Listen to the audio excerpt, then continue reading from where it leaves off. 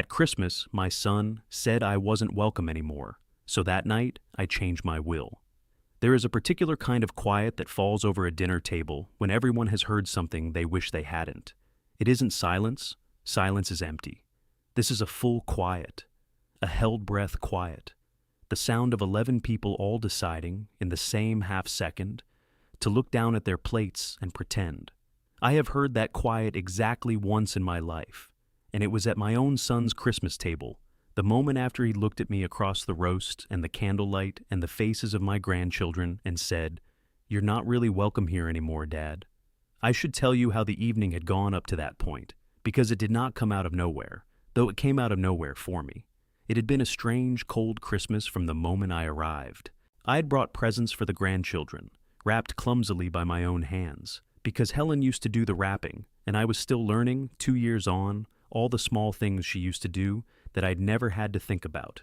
Nobody had made much of my arrival. Grant had shaken my hand at Christmas, his own father, and taken my coat and steered me to a chair at the far end of the table, away from the head, and I'd noticed it and told myself I was being a foolish, sensitive old man. Through the meal, the conversation had flowed around me the way water flows around a rock, everyone talking over me and past me, and when I did speak, when I tried to tell a story about Helen, about a Christmas long ago, Grant's wife had smiled that thin smile and changed the subject before I'd finished. And the table had followed her lead. I'd felt myself getting smaller and smaller in that chair, the way you do, the way they make you do. And then, near the end, I'd said something. I don't even remember what, something mild, some old man's opinion about how the business ought to treat its people over the holidays.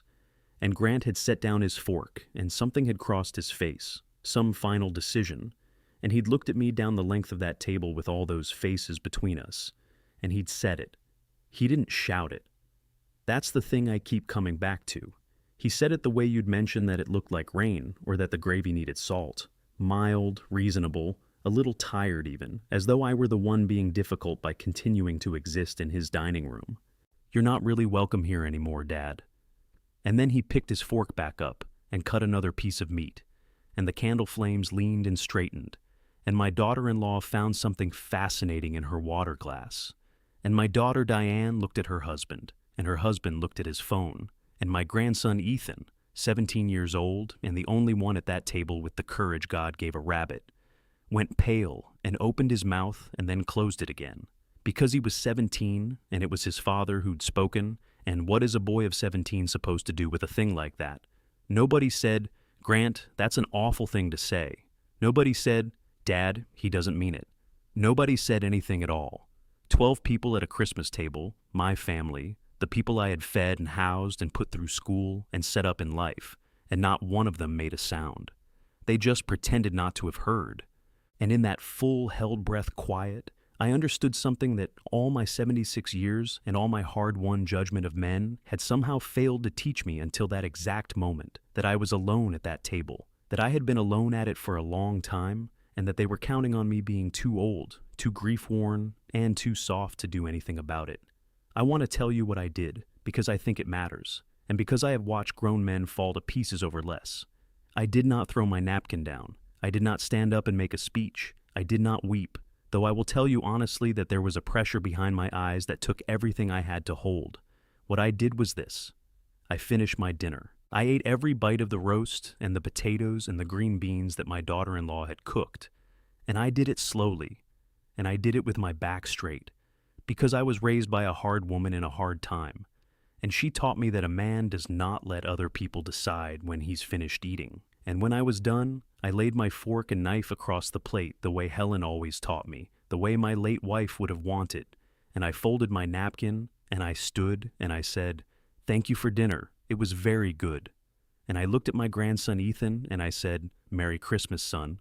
And I got my coat, and I walked out into the cold, and I drove home through the dark and the falling snow, alone, to a house that had been full of my wife's laughter for 44 years, and was now as empty as a drum. I did not cry on that drive. I want you to know that. The snow came down in the headlights like static, like the whole world had lost its signal, and I drove the old familiar roads with my hands steady on the wheel, and I did not cry. Because somewhere between my son's dining room and my own dark driveway, the grief that had been sitting on my chest for 2 years, the grief that had made me small and quiet and easy to push around, burned clean off of me, the way fog burns off a field when the sun finally clears the trees. And what was left underneath it was not sadness. What was left was clarity. Cold, hard, absolute clarity. The kind I used to have in the early days when I was building something out of nothing, and every decision mattered, and there was no room in the day for feeling sorry for yourself. Because here is the thing my son Grant did not know. Sitting at the head of that table he thought was his, in that fine house he thought was his, running that company he thought was his. Here is what none of them knew. Not Grant, not his ambitious wife, not my weak daughter Diane, not her circling husband, none of them. Everything they were counting on, the company, the houses, the land, the money, the whole life they assumed was theirs by right and just waiting for me to have the decency to die. Every last piece of it ran through me. It ran through my will and through a trust that Helen and I had built with more care than either of them had ever put into anything. They thought they were watching a finished old man leave a dinner party. They were watching the majority owner of everything they had and everything they hoped to have walk out the door. That night, I did not sleep. I sat down at the desk in my study, the desk where Helen and I had done 44 years of figuring, and I turned on the lamp and I took out the will. And I read it all the way through, slow, the way she taught me to read anything that mattered. And then I got a legal pad and I uncapped a pen, and I began, in my own plain handwriting, to write down exactly what I wanted to change. That night, I changed my will. It was only the first thing I changed. By the time I was finished, and it took months, not one night, though the deciding took only that one, I had changed a great deal more than a will. But it started there, at that desk, under that lamp, with the snow still coming down outside, and my son no doubt already asleep in his bed, certain he'd finally gotten the old man to understand his place. He'd gotten me to understand a great many things that Christmas, just not the one he thought. Before I tell you what I found when I finally started looking at what my son had been doing to the company I built with these two hands, and I promise you, it was so much worse than a rude word at a dinner table, so much worse than you're imagining right now. Let me ask you one small thing. Tell me in the comments where you're listening from tonight, and whether you've got family coming for the holidays or whether, like me, you've learned that sometimes the family you're born to and the family you can trust are not the same set of people. And if you have ever been made to feel like a guest in a life you built, like a burden to be managed, like an old fool to be waited out, do me the kindness of hitting that like button and subscribing, because this is the story of what happens when the quiet man at the end of the table, the one everyone has agreed to stop listening to, turns out to be holding every card in the deck. Stay with me to the end. The end is the part they never, ever see coming. And I'll make you one promise, right here at the start. So, you know what kind of story this is. There's no gun in it. There's no shouting match, no fist through a wall, no old man losing his temper and saying the thing he can't take back. That's not how men like me fight, and it's not how men like me win. I won this the way I built everything I ever built. Quietly, patiently, one honest board at a time, by keeping my head when everyone was sure I'd lost it, and by remembering something my son forgot, that the loudest man in the room is almost never the one holding the power. He's usually just the one most afraid of losing it. To understand how I ended up unwelcome at my own son's Christmas table, you have to understand what I lost 2 years before it, because the loss is the whole beginning of this. You have to understand Helen. The house was too quiet without her. That was the first thing every single morning before I was even fully awake. The quiet. 44 years of marriage, and Helen had filled every hour of our lives with sound. She hummed while she cooked, always a little off-key, always the old songs from when we were courting. She talked to the radio, argued with it, told the weatherman he was wrong and was usually right. She had a laugh that started low and climbed, a laugh you could hear from the driveway, and for 44 years I had come home to that laugh the way a ship comes home to a lighthouse. Then the cancer came, and it was not quick and it was not merciful, and over 14 months it took the sound out of her a piece at a time, until at the end there was just the machine breathing for her in a hospital room. And then not even that. And after that, the house was just a big quiet box, and I moved around inside it like the last man on earth. Grief does a strange thing to time. Some mornings, I'd reach across the bed before I was awake and find her side cold and remember it all over again, fresh as the first day. Some mornings, I set 2 cups down out of 44 years of habit and then stood there staring at the second one. I kept her reading glasses on the little table by her chair because my hands could not make themselves put them in a drawer. I kept her coat on the hook by the back door because as long as it hung there, the house felt like she'd only stepped out to the garden. I'd start to tell her things. Helen, look at that cardinal. Helen, the Petersons girl, had her baby. And the silence would answer me, and I'd remember, and it was like losing her again in miniature, a dozen times a day, every day for 2 years. There's one thing about the last of it I've never told anyone, and I'll tell you because you've stayed with me this long. Near the very end, when Helen could barely speak, when the machine was doing most of the breathing and the nights were long and terrible, she woke one night and found me awake in the chair by her bed, the way I was every night. And she reached out her hand, that hand that had kept 44 years of books, that had rested on the back of my neck on the cold pallets in the dark, and she took mine. And she said, it took her a long time to get it out, a few words at a time. She said, Arthur, watch the wheel, promise me, whatever happens, you watch the wheel. And I thought, in my grief and my exhaustion, that she was wandering, that the medicine had her, that she was back in the old days worrying about the business. And I said, I will, sweetheart. Don't worry about the business, just rest. And she squeezed my hand, hard, harder than I thought she had left in her. And she looked at me with those clear eyes, clear right to the end, and she said, not the business, the wheel, you know what I mean. And then she was tired, and she slept. She died 4 days later. And I did not understand what she'd meant. I truly didn't. I thought it was the fog of the end, until 2 years later, at a Christmas table, when my son told me I wasn't welcome. And it all came back to me in the snow on the drive home. Watch the wheel. She knew, even dying, she knew what was coming, knew it better than I did with all my years of judging men. And she used some of the last strength in her body to try to warn me. That's who I lost. That's the woman they thought I was too broken to fight for. They had no idea what she'd left inside me. People tell you grief gets lighter. That isn't quite true. You don't get a lighter grief. You get stronger shoulders. But for those first 2 years, my shoulders weren't strong yet, and my family knew it. And they took the measure of that grief the way you'd measure a board before you cut it. And they made a decision. They decided that a man whose heart is broken is a man who won't notice what's being carried off. They decided that grief had made me weak and manageable and slow. And for a while, God help me, they were right. For a while I was so lost in missing Helen that I let things slide I never in my working life would have let slide. I signed what Grant put in front of me. I nodded along in meetings I should have run. I let my son, in the fog of my grief, take hold of a great deal that I had spent 50 years holding myself.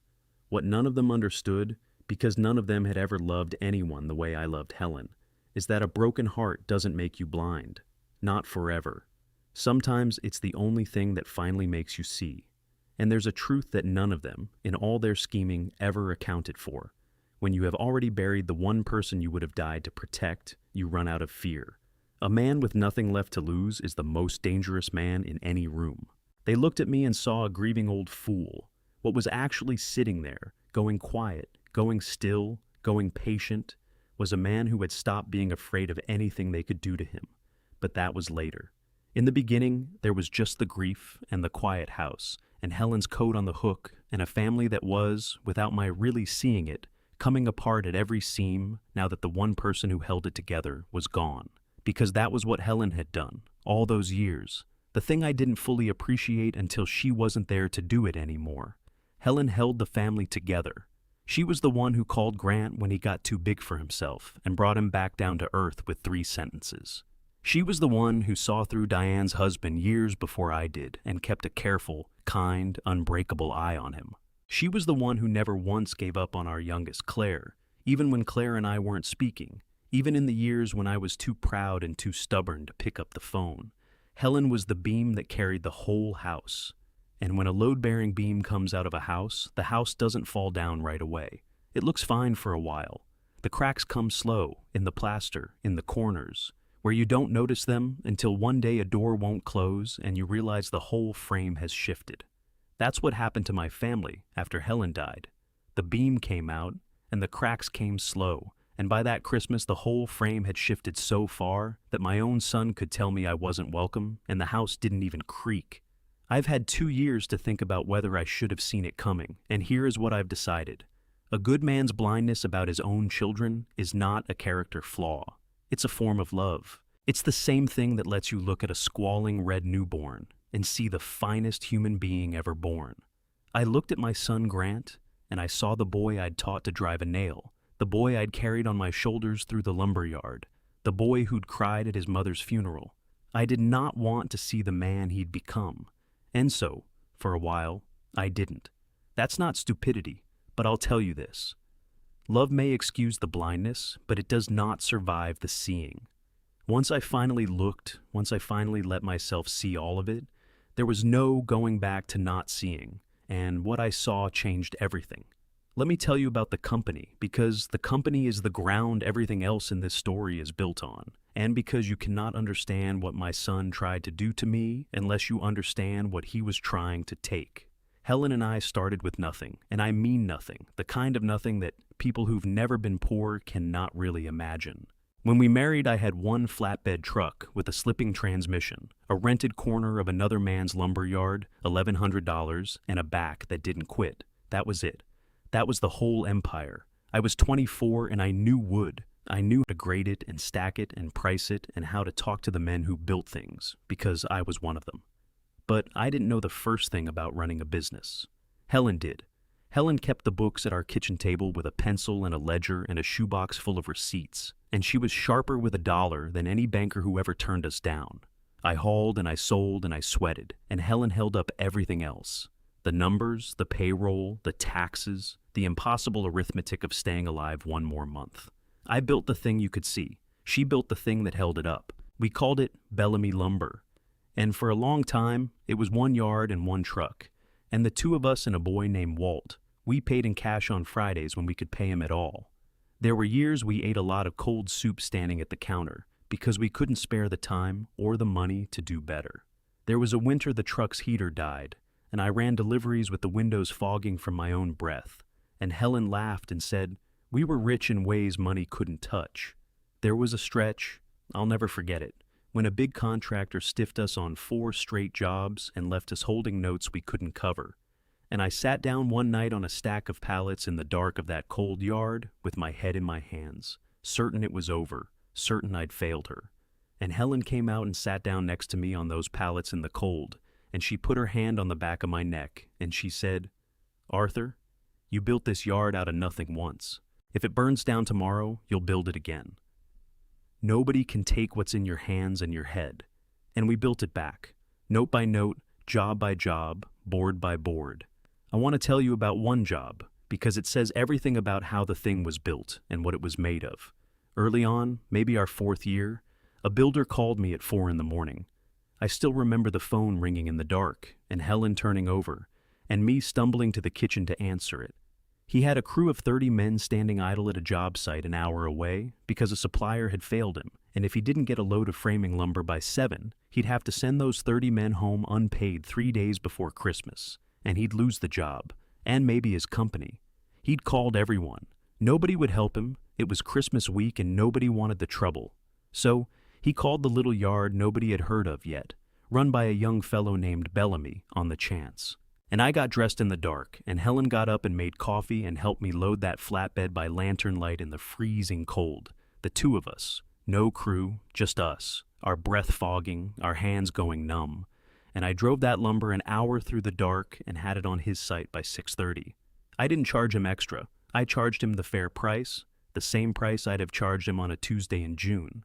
And that builder never bought a board from anyone else for the next 30 years. And he sent me every builder he ever met. And half of them did the same.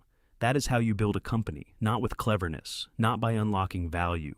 You build it 1-4 in the morning phone call at a time, by being the person who shows up when nobody else will, and by charging a fair price when you could have gouged, so that a man remembers you for 30 years. My son never understood that. My son thought the company was the money. He never once understood that the money was only ever the echo of the trust, and that the trust was the actual thing, and that you cannot steal trust or sell it or unlock its value. You can only earn it, slowly, in the cold, for 50 years. And it grew. Slowly at first, and then, once we got our feet under us, faster than either of us had ever dreamed. 1 yard became two. Two became a store. The store became a chain. Bellamy Lumber became Bellamy Building Supply. And the name meant something in this state. It meant an honest count and a fair price, and a man who'd take your call at 6 in the morning when your job was falling apart and you needed a load of joists you'd forgotten to order. Contractors trusted us. Homeowners trusted us. The men who worked for us, and by the end there were nearly 600 of them across all the yards and stores. They trusted us most of all because I never once, in 50 years, missed a payroll or laid a man off in the winter to fatten a number for a banker. I'd have sold my truck first. I'd have sold my own house first. And once, in the lean years, I nearly did. By the time Helen got sick, Bellamy Building Supply was worth a great deal of money. I'm not going to put a number on it for you, because a number invites the wrong kind of thinking, the exact kind of thinking that rotted my son from the inside. But it was enough that men in good suits from cities we'd never lived in started flying in to take me to lunch and explain to me, slowly, as if I were simple, how much richer I could be if I would just let them unlock the value, carve it up, load it with debt, strip it for parts, and sell the pieces. I always paid for the lunch, and I always said no, and I always drove home to Helen and told her about it, and she'd laugh that climbing laugh and say, "They'll never understand us, Art. They think we built it to sell it. We didn't build it to sell it. We built it because building it was the thing we were put here to do, and because 600 families ate because of it, and because a good company, run honest, is one of the finest things a person can leave behind in this world. It was never about the money. That, in the end, was the exact thing my son could never understand, and the exact thing that was going to bring him down. Because I have to tell you about my children now, and about how one of them came to believe that the honest work of 2 lifetimes was nothing but a piggy bank with a slow leak, and that the only problem left to solve was me. Helen and I had 3 children, and I loved them the way you love your own, completely, foolishly, and without ever quite seeing them clearly.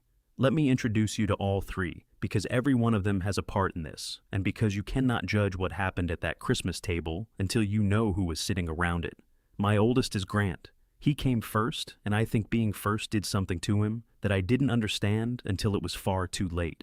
Grant was quick and charming and good-looking, the kind of boy teachers wanted to like even when he'd done something he shouldn't have. He learned young that a smile could get him out of trouble a harder boy would have had to take his lumps for, and he spent the rest of his life trading on that smile. I brought him into the business when he finished college, and I'll be honest, I was proud to. I imagined him one day taking the wheel, the second generation, Bellamy and Son on the sign. And Grant was good at parts of it, the parts that happen in conference rooms and steakhouses. He could close a deal, he looked right in a suit. But he never once in 20 years got out of that suit and into the yard. He never learned to grade lumber or run a saw or talk to the men at 5 in the morning. He thought that part was beneath him. He thought the business was the money the business made, and the men who made it were a cost to be managed down. Helen saw it in him before I did. "That boy thinks he inherited a fortune," she told me once. "He can't see that he inherited a responsibility." I told her he'd grow into it. He was 48 now. He never had. My middle child is Diane, and I'll be gentle with Diane, because Diane's great sin was never cruelty. It was weakness. Diane wanted, more than anything in this world, to be comfortable and to be liked. And she married a man named Roger who wanted, more than anything in this world, to be rich without working. And between the two of them, they raised each other's worst instincts like a crop. Roger had a genius for money troubles, a failed dealership, a bad partnership, a boat he couldn't afford, always a new hole to fill. And Diane had a genius for looking away from things that upset her.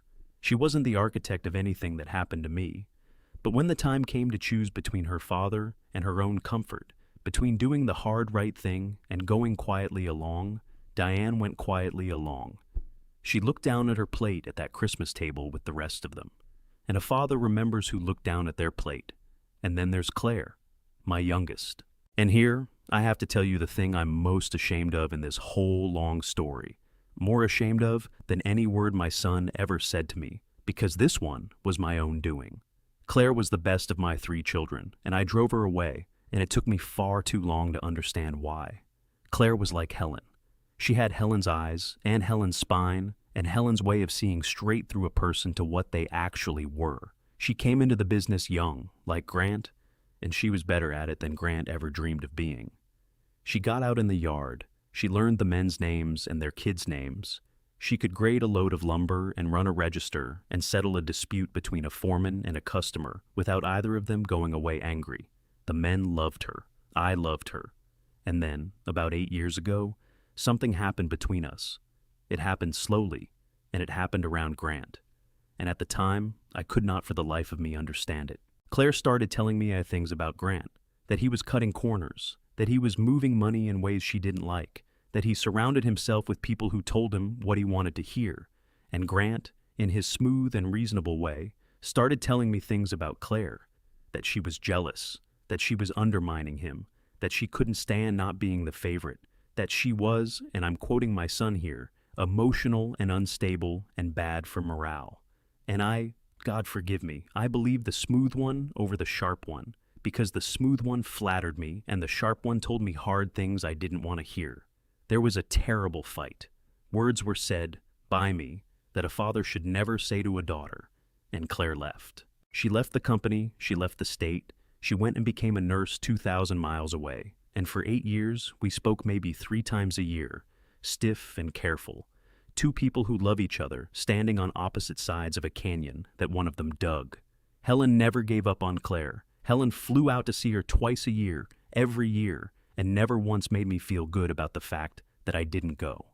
"You'll figure it out, Arthur," she'd tell me. "You're a smart man about everything but your own children. One day you'll see which one of them was telling you the truth." She was right. She was always right. But she didn't live to see me figure it out, and that is a grief I'll carry to my own grave. That Helen died with her family still broken, still believing, because I told her not to worry, that I'd fix it, and I hadn't. I'm telling you all this now, up front, because it matters for what's coming. Claire warned me. 8 years before that Christmas table, my youngest child looked me in the eye and warned me that her brother was not what I thought he was, and I chose to believe him instead of her, and I paid for that choice with 8 years of my daughter's life, and, very nearly, with everything Helen and I had built. Remember that, when we get to the part where I finally started looking at the books. Remember that Claire had told me the truth when I was too proud to hear it. There is one more thing I have to tell you about from before, because it turned out to be the single most important thing in this entire story. More important than the will, more important than the company, more important than any of it, and it was Helen's doing. Years ago, long before she got sick, Helen sat me down at that kitchen table where she kept the books, and she made me do something I thought was overcautious at the time. She made me put the controlling interest in the company, the voting shares, the real power, the thing that decided who ran it and whether it could be sold, into a trust that she and I controlled together, and that would pass, on my death, exactly the way I directed and not 1 inch otherwise. And she made me keep the real documents, the originals, the trust instrument, and the share certificates and the deeds to the properties, in a place only I could reach. Not in a drawer at the office, not in a file Grant could get to. "Be generous with them, Arthur," she told me, tapping the table the way she did when she meant it. "Give them good salaries, help them buy their houses, love them with your whole heart. But you keep the wheel. You keep your name on the papers, and the papers where only you can get them. The day you hand a man the wheel is the day you find out what he really is, and by then, it's too late to take it back. I've watched it ruin better families than ours." I thought she was being dramatic. I did it to make her happy. And Helen, 2 years in her grave, saved everything I had with that one conversation. Because when my son finally made his move, he made it believing he was reaching for a wheel that was already in his hands. He never knew, none of them ever knew, that Helen had built a fortress around me before she died, and that I was the only one who held the key to the gate. After Helen died, Grant moved fast. I didn't see it as moving fast at the time.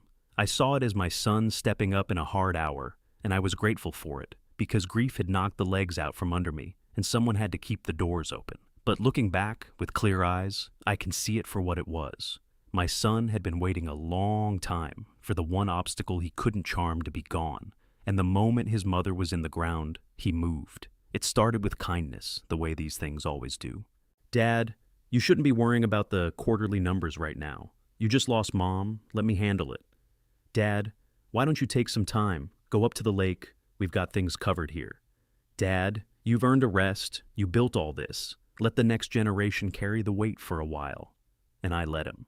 Of course I let him.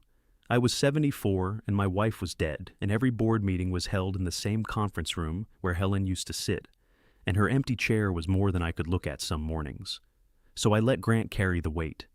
And carrying the weight, it turned out, was exactly what he'd been angling for.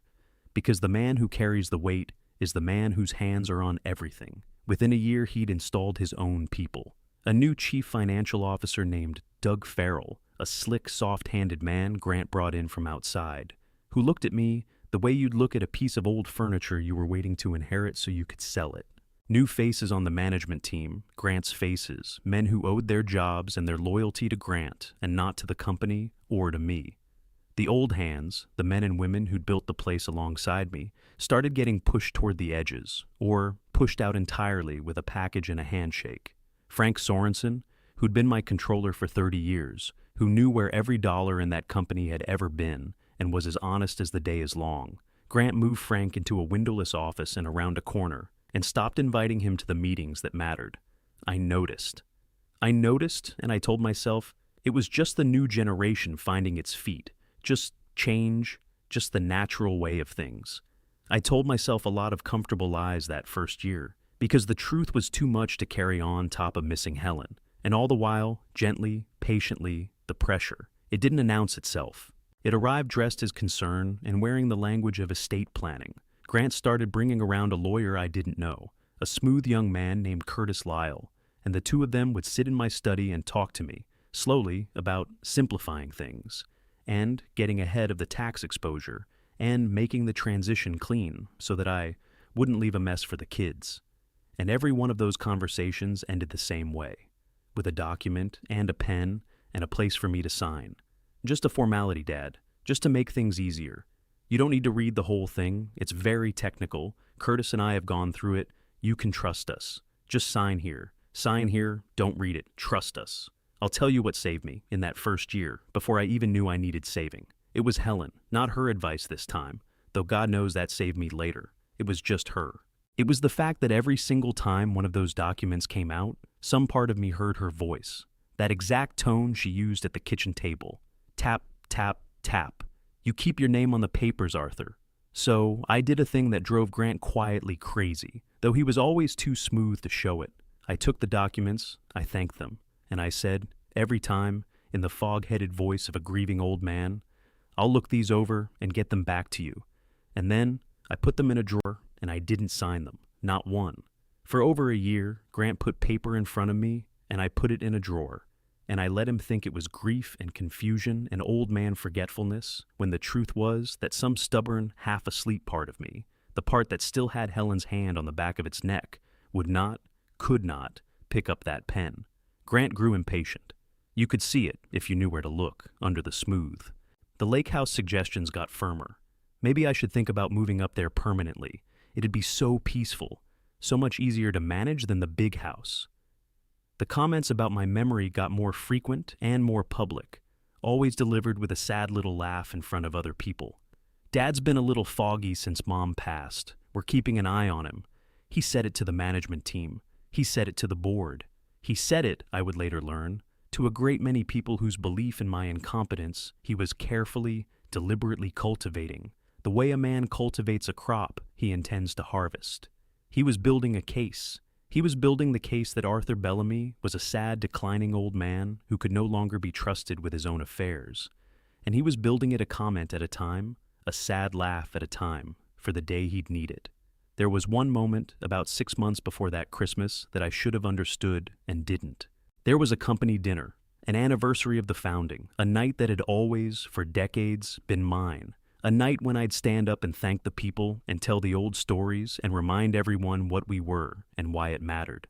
Helen had loved that night. She'd sit at the front table and beam while I made a fool of myself telling stories everyone had heard a dozen times. That year, the first one after Helen was gone, Grant ran the dinner. And when it came time for the speeches, Grant stood up and he thanked everyone and he told the stories. My stories, the ones about the early days, the 4 a.m. phone call, the lumber by lantern light. He told them as if they were company legend, folklore. something that had happened to no one in particular a long time ago. And then, at the end, almost as an afterthought, he gestured at me, sitting at a side table where he'd seated me, and he said, "And of course we have to thank my father, who got the whole thing started all those years ago. Let's hear it for Dad."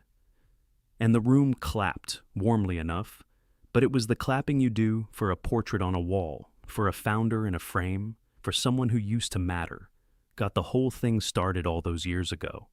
As if I were dead, as if I were history, as if I hadn't built the ground the man was standing on to erase me. I drove home that night, and I told myself I was being a sensitive old fool, that Grant had done a fine job, that I was just missing Helen at a dinner she'd always loved. I told myself a comfortable lie, because the true thing, that my son was rehearsing my erasure in public, teaching a room full of people to think of me in the past tense. The true thing was more than I could carry that night, on top of the empty chair where Helen used to beam. And I let him build it because I didn't yet understand what he was building it for. I thought my son was being careless and unkind with an old man's dignity. I didn't yet understand that he was laying a foundation. It took the Christmas table to make me finally understand. When he said, "You're not really welcome here anymore, Dad," in front of the whole family, in that mild, reasonable voice, I finally heard it for what it was. It wasn't cruelty in a moment of holiday stress. It was a test. It was Grant seeing how far he could push, seeing whether the old man would finally crack or crumble, or make it easy by simply fading away. He wanted to see me small. He wanted the family to see me small so that when the time came to move me out of the way for good, no one would think twice. He got his answer, but it wasn't the answer he was expecting, because that was the night the grief burned off, and the old builder woke up and started very quietly to look. So let me take you back to that desk, that first night, with the snow coming down and the lamp burning and the will in my hands. I want to be honest with you about what changing the will that night actually was, because it would be easy to make it sound grander than it was. It was not a masterstroke. It was not the whole plan. Sitting there in the dark with a legal pad, I did not yet know a single one of the things I would come to know. I didn't know about the shell companies, or the cooked books, or the buyer waiting in the wings, or the lie my son had told about Claire 8 years before. All I knew that night was what my son had said at the table, and what it had finally allowed me to see, that the people counting on my money did not love me, and that I had been about to leave the wheel of everything I'd built to a man who saw it only as something to sell. So the first thing I did was simple, and it was mostly for me. I took out the current will, the one Helen and I had made together, generous and even-handed, dividing everything 3 ways with love and trust, and I struck it. That night I wrote out, in my own hand, on that legal pad, that I was revoking it. I didn't yet know exactly what I'd put in its place, but I knew I would not die with my son's hand on the wheel, and I knew I could not, in good conscience, leave things as they were. 3 even shares handed out like Christmas envelopes to people who'd sat silent while one of them told me I wasn't welcome. It felt, writing those words, like the first honest thing I'd done in 2 years. It felt like waking up. I sat there a long while after I'd written it, in the lamplight, with the snow ticking against the window, and I let myself feel the strangeness of it. For 2 years, I had been a passenger in my own life. Grief will do that. It doesn't just hurt. It takes the wheel and you let it, because you haven't got the strength to fight it and steer at the same time. I had signed what was put in front of me, or nearly. I had gone where I was steered. I had let a whole company, a whole family, a whole life drift where other hands pointed it, because the one set of hands I trusted to steer with me was cold in the ground. And now, at that desk, at 3 in the morning, I felt those 2 years lift off me, and I felt the wheel come back into my own hands, and I was almost frightened by how good it felt, how alive, how much like the young man loading lumber by lantern light. I want to be honest about that, because I think it's the part people don't say. It was terrible what my son had done, what my son was doing. But that first night, taking my life back into my own hands after 2 years of being a passenger in it, God forgive me, there was a joy in it, a hard, cold, clean joy, like the first breath of winter air after a long time in a sick room. I was going to fight. After 2 years of being fought over, I was going to fight. And some old engine in me, one I'd thought had gone quiet for good, turned over and caught and began to run. But here is the thing I understood by the time the sun came up, cold and gray, over the snow. Changing the will was defense. It protected what I had from being handed to the wrong people after I was gone. But it did nothing about what was happening while I was still alive. And sitting there through that long night, turning it over, the old builder's mind, the mind that used to walk a job site and see the one joist that was going to fail before anyone else could, that mind started asking a question I had been too grief-stricken and too trusting to ask for 2 whole years. The question was this: if my son is this confident, this bold enough to tell me to my face in front of the whole family that I'm not welcome, then what does he already believe he has? What has he already got his hands on that makes him think he can afford to stop pretending? A man doesn't insult the person who controls his whole future, not unless he's already certain that person can't hurt him anymore. So either Grant thought I was too far gone to fight, or he'd already taken something that made him feel safe, and I needed to know which. I did not do anything hasty. That's the first rule, and it's the rule that beats men like my son every single time, because men like my son cannot help but be hasty, and men like me have all the patience in the world. I did not confront him. I did not call a family meeting. I did not so much as let my voice change on the phone. Instead, over the next few days, I made 2 telephone calls to the only 2 kinds of people you want beside you when you finally decide to look under the floorboards of your own life. The first was to Lydia Marsh. Lydia was an attorney, not the smooth young Curtis Lyle that Grant kept bringing around, but a woman about my own age who'd done the real legal work for Helen and me for 30 years, quietly, out of a modest office. The kind of lawyer who reads every line and remembers everything and cannot be flattered. I'd stopped calling Lydia after Helen died, drifted away from her the way I'd drifted away from everything, and let Grant's people fill the space. Calling her again felt like coming home. I told her everything, in order, plain, the way Helen taught me to lay out anything that mattered. The Christmas table, the documents in the drawer, the new CFO. Frank pushed into a corner, the estate planning. The comments about my memory, Curtis Lyle. And I told her about the trust, Helen's trust, the one that held the controlling interest, the one I'd nearly forgotten I still held the only key to. Lydia was quiet for a long time. And then she said something I have thought about many times since. She said, "Arthur, I'm going to tell you something as your lawyer and as your friend. If your son has been putting documents in front of you to sign for over a year, and you haven't signed them, then whatever he's doing, he isn't finished. He needs something from you, and that means you still have all the power, even if you don't feel like it. But you need to find out what he's already done while you weren't looking, and you need to do it quietly, because the moment he knows you're awake, he'll move faster than you can. So, here's what I want you to do." And her voice went flat and hard and focused, the voice of someone rolling up their sleeves after a long time away from a fight they were born for. "Don't sign anything. Don't tip your hand. Keep being exactly the foggy, grieving old man he's counting on, and let me start pulling threads." The second call was to Frank Sorensen, my controller of 30 years, the man Grant had shoved into a windowless office around a corner, the most honest man I have ever known besides myself. I called Frank at home in the evening, and I could hear in his voice how glad and how surprised he was to hear from me, and underneath that, something else, something careful, something that had been waiting a long time to be asked a certain question. I asked him to come see me, quietly, at the house, not at the office.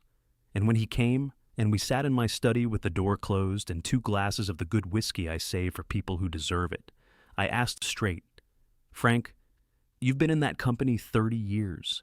You know where every dollar lives. Tell me the truth. Is something wrong?" And Frank Sorensen, 30-year man, honest as daylight, set down his glass and looked at me with an expression I'll never forget. An expression that was equal parts relief and grief. And he said, "Art, I've been praying for 2 years that you would ask me that. I couldn't come to you. Grant made sure I couldn't get near you, and who'd believe me over your own son? I need you to understand. It's bad. It's much worse than you think, and I've been keeping copies. 4 words, and they changed everything. Because a man like my son can hide a great deal from a grieving father who isn't looking, but he cannot hide it from a 30-year controller who is looking, who has access, and who has the patience and the conscience to quietly save a copy of everything as it goes by. Frank Sorensen, shoved in a corner and counted out, had spent 2 years being the one thing my son never accounted for, a witness. But I didn't open Frank's copies that first night. I want you to understand the discipline of this, because the discipline is the whole thing. I didn't rush to see it all at once. I told Frank to hold everything, to keep doing exactly what he was doing, to change nothing about his days, to give no sign. Because before I looked at a single page, I needed to make a decision about who I was going to be for the next several months. And I decided, sitting there with Frank, that I was going to become, on the outside, exactly the man my son wanted me to be. Defeated, foggy, fading, ready, at last, to give up and go quietly to the lake. The reasoning was simple, and it was the reasoning of 50 years of watching how men behave. A frightened man is dangerous because he acts, but a man who thinks he's already won gets careless. He stops covering his tracks. He talks. He moves too soon. If I let Grant believe he'd finally broken me at that Christmas table, if I let him believe the old man had gotten the message and was ready to sign the wheel over, then Grant would relax. He'd accelerate. He'd stop hiding, because why hide from a beaten man? He would, in short, hand me the rope, and all I'd have to do was be patient enough to let him. So, a few days after Christmas, I ran a small test. I called Grant, and I made my voice into exactly what he wanted to hear. Small, tired, a little broken. The voice of a man who's been thinking hard thoughts alone in a quiet house. I told him I'd done a lot of reflecting since Christmas. I told him he'd been right, that maybe it was time, that maybe I was holding on too tight to things that should pass to the next generation. I let the words come out slow and defeated, and then I went quiet and I listened. Because you learn everything about a man in the half-second after he thinks he's won. I heard it land. I heard the little lift in his voice, the sound of a man watching the last obstacle roll itself off the road. "Dad," he said, warm as anything now, all the Christmas chill gone, "I'm really glad you're seeing it that way. That's really mature. That's real growth." Real growth, my son, telling his 76-year-old father he'd shown growth. You know what? This is perfect timing, because Curtis and I have the transition documents all ready to go. It's the trust restatement, the share transfer, the power of attorney, all of it, all in one clean package. I can bring it by this week. You won't even have to read through all of it, Dad. It's incredibly technical. Curtis and I have been over every line. I'll just show you where to sign, and we'll have the whole thing wrapped up in 20 minutes. Get it off your plate. You won't even have to read it. I'll show you where to sign. There it was, handed to me in his own warm voice. Every single thing my son wanted, in one package. The trust, the shares, the power of attorney, the whole wheel, and an invitation to sign it without reading it. In 76 years, I have learned exactly one thing about that sentence, and it has never once failed me. An honest man begs you to read every line, reads it to you himself, makes sure you understand what you're signing. A man with something to hide tells you not to trouble your eyes. He wants your hand on the pen and your mind switched off. I had my answer now, whole and complete, and it settled something in me, hard and cold and final, like concrete going off. "All right, son," I said softly, letting him hear the beaten old man he so badly wanted to hear.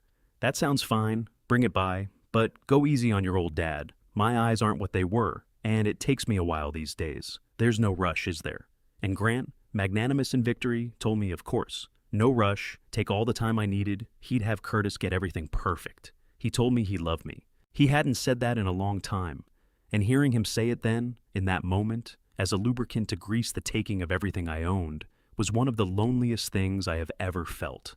I hung up the phone, and I sat in Helen's quiet house, and I let myself feel it, all the way down, and then I put it away, and I got back to work, because grief you can carry. But there's work that grief has to stand aside for, and I had a great deal of work to do. Over the next weeks, I quietly assembled the rest of what I needed, the way you assemble a crew for a job that has to be done right the first time. Lydia Marsh brought in a forensic accountant, a sharp, unsmiling woman named Nadia Okafor, who did this kind of work for courts and knew how to make numbers confess. Frank Sorensen brought his copies, 2 years of them, organized, dated, indexed, the work of an honest man who'd known something was wrong long before he had permission to say so. And I brought in one more person, on Lydia's recommendation, an investigator named Warren Cobb, a retired detective who'd spent 20 years on financial crimes before he hung out his own shingle. Cobb had tired, patient eyes and a way of going very still that made you want to fill the silence, which I imagine is exactly why he did it. The first time Cobb and I sat down in my study with the door closed, I slid a check across the desk with the amount left blank. He looked at it, and he folded it once, and he put it in his shirt pocket without writing in a number, and he said, "Mr. Bellamy, before I take $1 of your money, I'm going to tell you something, because you look like a man who would rather have it straight. When the person doing this is a stranger, it's a case. I work it, I close it, I go home. When it's your own son, it's a different animal, and winning it doesn't make it stop hurting. I've watched strong men break at the end of one of these, right when they should have been celebrating, because what we dug up was worse than not knowing. So, I have to ask you before we start, are you sure you want to see all of it? Every last thing he's done?" And I looked at Warren Cobb, and I thought about Helen, and about Claire 2,000 miles away, and about the 600 families whose paychecks had my name on them, and about my son's warm voice saying, "You won't even have to read it." And I said, "Mr. Cobb, my son told me I wasn't welcome at his table, and he was standing in a house I paid for, running a company I built, eating off plates I bought, when he said it. Yes, I want to see all of it. I spent 50 years looking at what holds things up and what makes them fall. I'm not going to start being afraid of the truth at 76. He nodded slowly, and something behind those tired eyes went sharp and certain. "Then give me a few weeks," he said. "And Mr. Bellamy, keep being the beaten old man. It's the smartest thing you've done in years." And I did. That's the part I'm proudest of, and the part that was hardest, harder than any of the rest of it. For months, through the whole long winter, through the investigation, through every family dinner, and every phone call, and every time my son slighted me in front of others, I played the beaten old man. Do you know what that costs a proud man? To sit at a table and be talked over, and let yourself be talked over, when you're holding the truth in your pocket like a loaded thing. To have your son take your arm, as if you were fragile, and thank you for your growth, and to say thank you back, softly, when what you want is to stand up and tell the whole room exactly what he is. To let people you've known for years look at you with that pity, that poor old art pity, and to lean into it, to feed it, because the pity is your armor and your disguise. I bit through my own pride 100 times that winter. I swallowed things that made my hands shake under the table, but every single time I wanted to break character, to snap, to defend myself, to be the man I'd been for 50 years, I thought of Helen's fortress and the 600 families, and Claire's voice saying, "Not for revenge, do it because it's right." And I kept my face soft and my voice small, and I let them all go on believing the old man was finished, because a frightened man acts and a proud man defends himself, and both of them lose. It's the patient man who wins. It's the man who can stand to be underestimated for as long as it takes. I could stand it. I'd been underestimated my whole life, by the bankers who turned us down, by the men in good suits who thought I was a rube, by everyone who ever mistook plain for simple. Being underestimated didn't frighten me. It was the ground I'd built everything on. So I let my son underestimate me right up until the door of that boardroom opened. It was the most expensive performance of my life, and it was worth every penny of the pride it cost. It took Nadia Okafor and Frank Sorensen and Warren Cobb the better part of 2 months to lay the whole thing out. And when they finally did, on a Saturday in my study, with the door closed and the curtains drawn, it filled the surface of a table I'd owned for 40 years. I want to walk you through it the way they walked me through it, in layers, each one worse than the last, because that is how betrayal actually reveals itself. Not all at once, but a floor at a time, each one dropping you further than you thought you could fall. The first layer was the money, and it was theft, plain and ugly, dressed up in the language of business. My son and his imported CFO, Doug Farrell, had been quietly bleeding the company for the better part of 2 years, and they'd been doing it through vendors, fake ones. There were 2 of them at the heart of it. One was called Cardinal Supply Company, and one was called Northgate Logistics, LLC. And on paper, they were suppliers, ordinary companies that Bellamy Building Supply paid every month for materials and freight. Except, they didn't supply anything. Nadia had pulled the records apart thread by thread, and the truth was as simple as it was rotten. Cardinal and Northgate were shells, empty companies with no employees and no warehouses and no trucks, formed within a few months of each other. both of them tracing back through a chain of paperwork to Grant and to Doug Farrell. Every month, Bellamy paid them for goods and services that never existed. Every month that money, real money, a great deal of it, month after month, adding up to a sum that made my stomach turn when Nadia finally said it out loud, flowed out of the company I'd built and into accounts my son controlled. They were writing themselves checks with the company's own hand and calling it lumber. Warren Cobb did one thing that I asked to come along for, and I'm glad I did, because it made the theft real to me in a way the numbers on the table never quite could. He'd found the registered address for Cardinal Supply Company, the address on all the invoices, the place my company had been mailing checks for 2 years for lumber that never came. And one gray afternoon, he drove me out to see it. I wanted to see it. I wanted to stand where the company I'd built had been sending its lifeblood. It was a mailbox, not even a building, a rented mailbox in a strip mall shipping store, one little brass door in a wall of them, between a nail salon and a payday lender. That was Cardinal Supply Company. That was the great supplier my son had been paying a fortune to every month. A brass mailbox the size of a shoebox in a strip mall next to a payday lender. I stood in front of it a long time, in the cold, with Cobb waiting quietly behind me. And I thought about the 4 a.m. phone call and the lumber loaded by lantern light and the 30 men who kept their jobs 3 days before Christmas. And I thought about what my son had turned all of that into. A brass box in a wall, a hole he poured my life's work into. I didn't say anything. Cobb didn't either. He just put his hand on my shoulder for a second, the way a decent man does, and then we drove home. But I carried that mailbox with me through everything that came after. When I needed to remember, in a weak moment, that I was doing the right thing, I thought about that little brass door, and the weakness passed. And they'd hidden it well, or well enough to fool anyone who wasn't looking hard. This is where Doug Farrell earned whatever Grant was paying him. The fake vendor payments were buried in the cost of goods, spread thin across dozens of real transactions, disguised in exactly the places a busy, honest bookkeeper would never think to question. If Frank Sorensen hadn't been quietly keeping copies for 2 years, if my son hadn't been arrogant enough to shove the one honest man in the building into a corner instead of firing him outright, which would at least have gotten him out of the building, they might never have been caught. But Frank had watched it happen in real time, powerless and furious, saving every scrap, and Nadia had the training to make those scraps sing.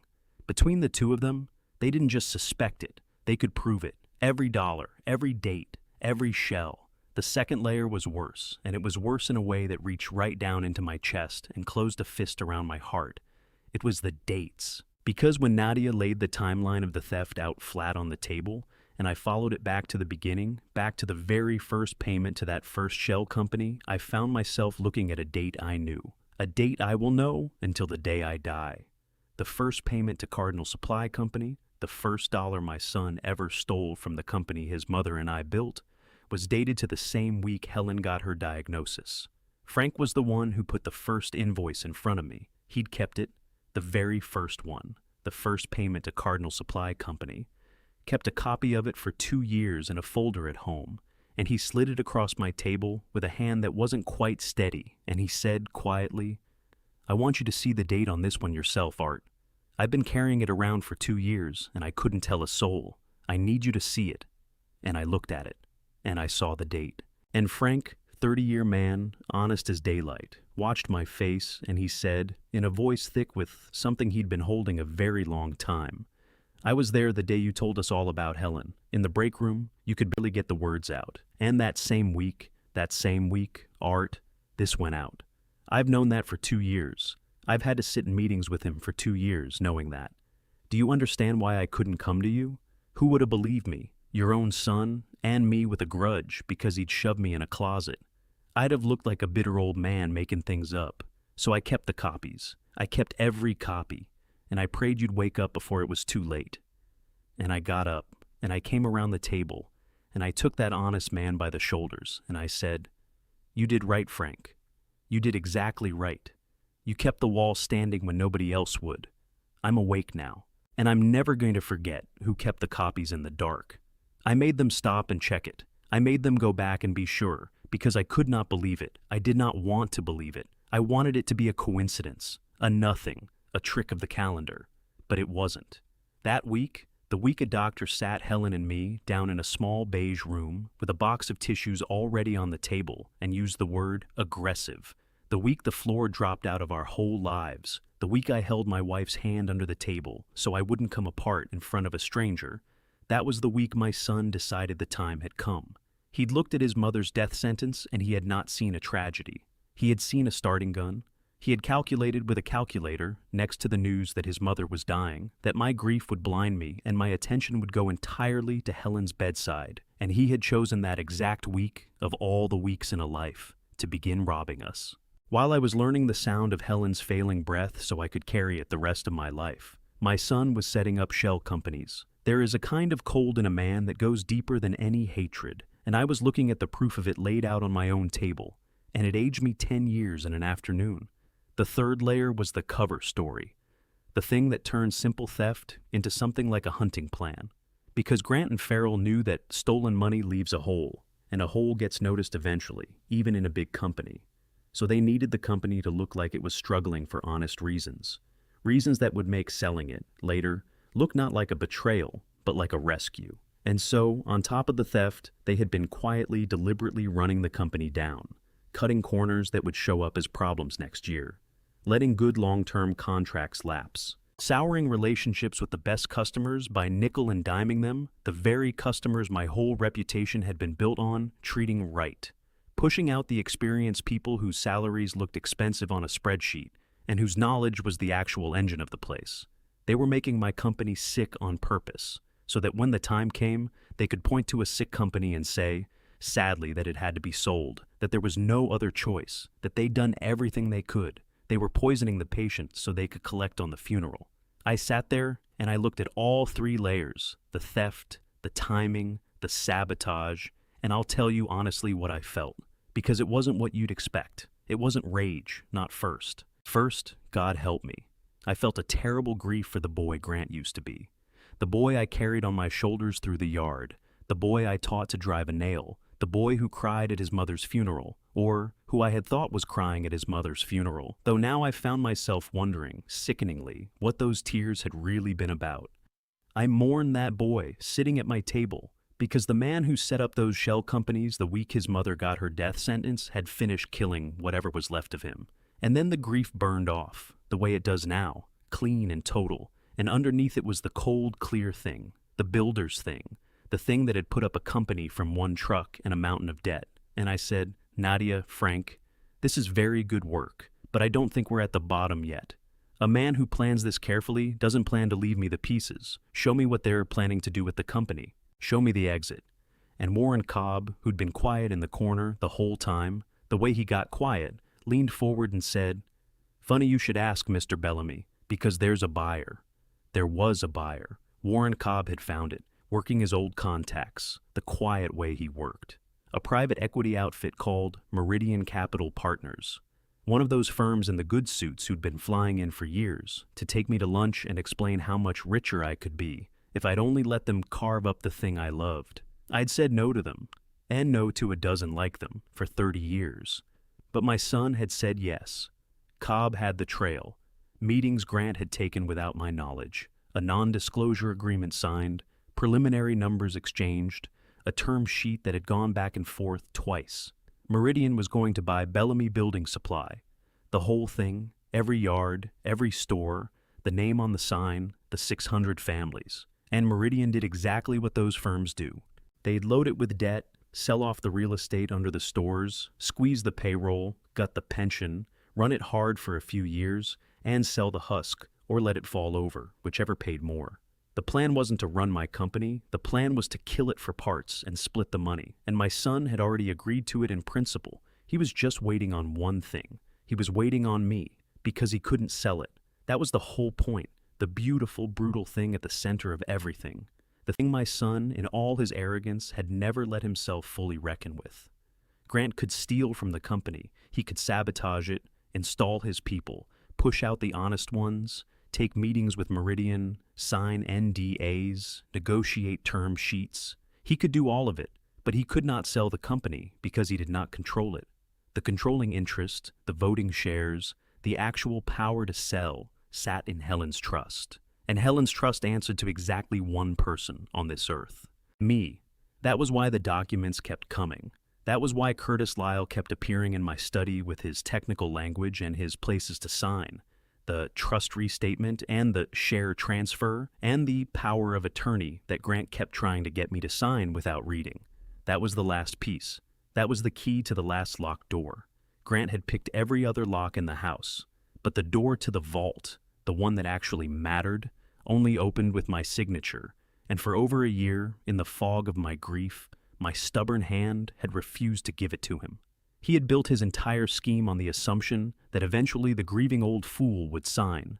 He never imagined that the grieving old fool would wake up and read.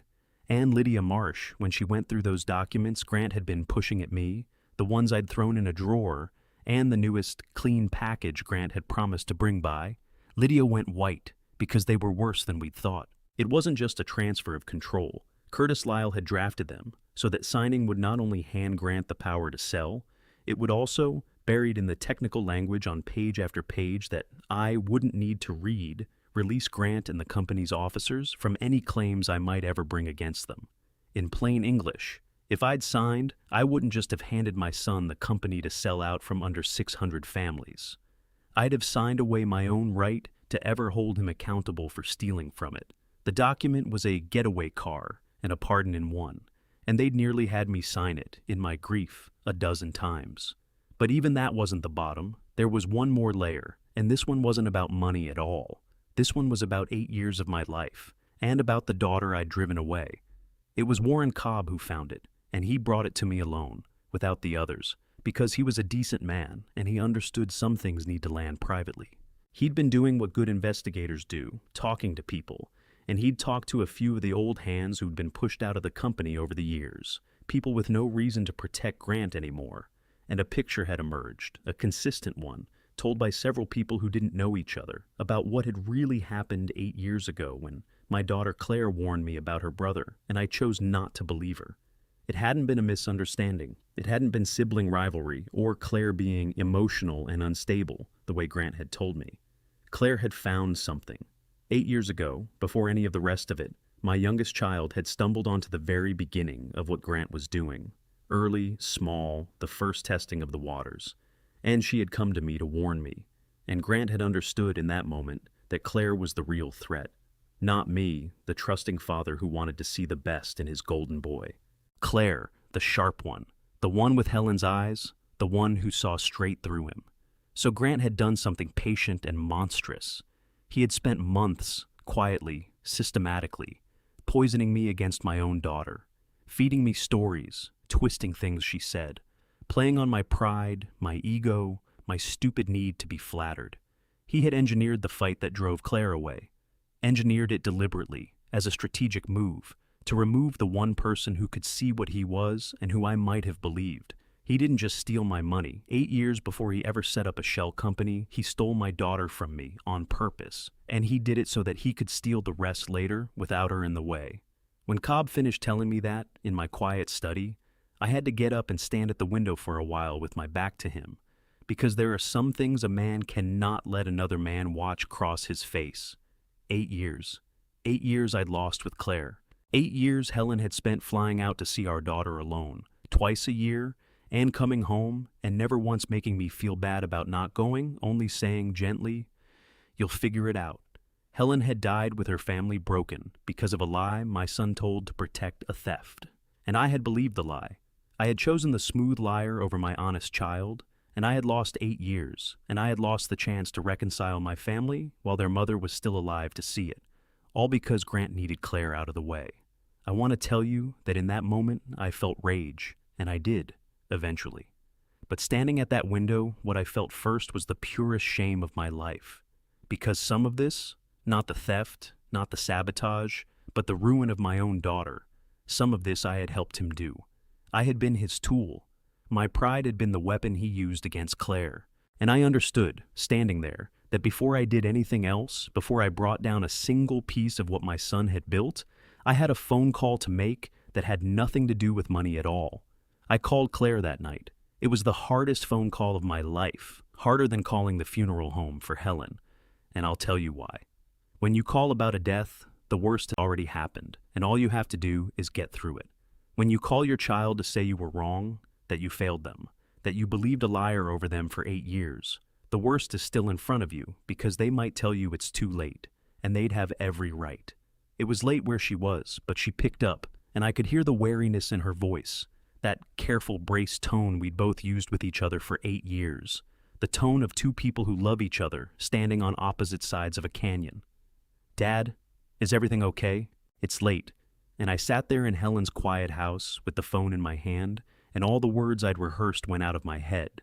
And what came out instead was just the plain truth. I said, "Claire, 8 years ago you tried to tell me the truth about your brother, and I didn't listen, and I said things to you that I have regretted every single day since. You were right, about all of it. I know that now. I have the proof of it sitting on my table, and I called because I needed you to hear me say, before anything else, before any of the rest of it, that I'm sorry, and that I was wrong, and that I know what it cost you, and that I don't expect you to forgive me. I just needed you to know that I finally see it. You were the honest one. I chose wrong, and I'm so sorry, sweetheart." There was a silence on the line so long, I thought she might have hung up. And then I heard my daughter, my sharp, strong, Helen-eyed daughter, start to cry. Not the crying of someone who's been wronged, but the deeper crying of someone who's been waiting 8 years to hear something, and had given up hoping they ever would. And through it she said, "I thought you'd go to your grave believing him. I thought I'd lost you for good. I used to rehearse what I'd say at your funeral, Dad, because I didn't think we'd ever fix it, and I didn't want to stand up there with nothing. And that broke me finally. That broke the thing I'd been holding shut since the Christmas table, and I sat in my dead wife's kitchen and cried with my living daughter 2,000 miles away. And it was, I think, the beginning of everything actually mending. We talked for 4 hours that night. I told her everything. The shell companies, Farrell, Meridian, the documents, the plan, the timing tied to her mother's diagnosis. And Claire, who is a nurse now, who has spent her whole adult life around suffering and around families at their worst and their best, listened the way her mother used to listen, all the way to the bottom, without flinching. And when I finished, she was quiet. And then she said something that told me she was truly Helen's daughter. She said, "Dad, I need you to hear me on this. Don't do this for revenge. Revenge will eat you and leave you emptier than he did. Do it because it's right. Do it because there are 600 families who don't know their livelihoods are on a chopping block. Do it because Mom's name is on that company too. Do it because it's the truth and the truth deserves to stand up. But not for revenge. Promise me." And I promised her. And it was the right promise, and I kept it. And I believe it's the reason I can sleep at night now, when a smaller man might not. Claire took a leave from her job and flew home, and I drove to the airport to get her myself, which Lydia thought was foolish given everything, but there are some things a father does himself, or they don't count. I stood at the bottom of the escalator in the arrivals hall like I had when she was a girl coming home from camp, and I watched her come down, my youngest, with gray in her hair now that hadn't been there 8 years ago. Gray I had helped put there, and she saw me, and for a second we both just stood there, two stubborn people who'd wasted 8 years not knowing what our bodies were supposed to do.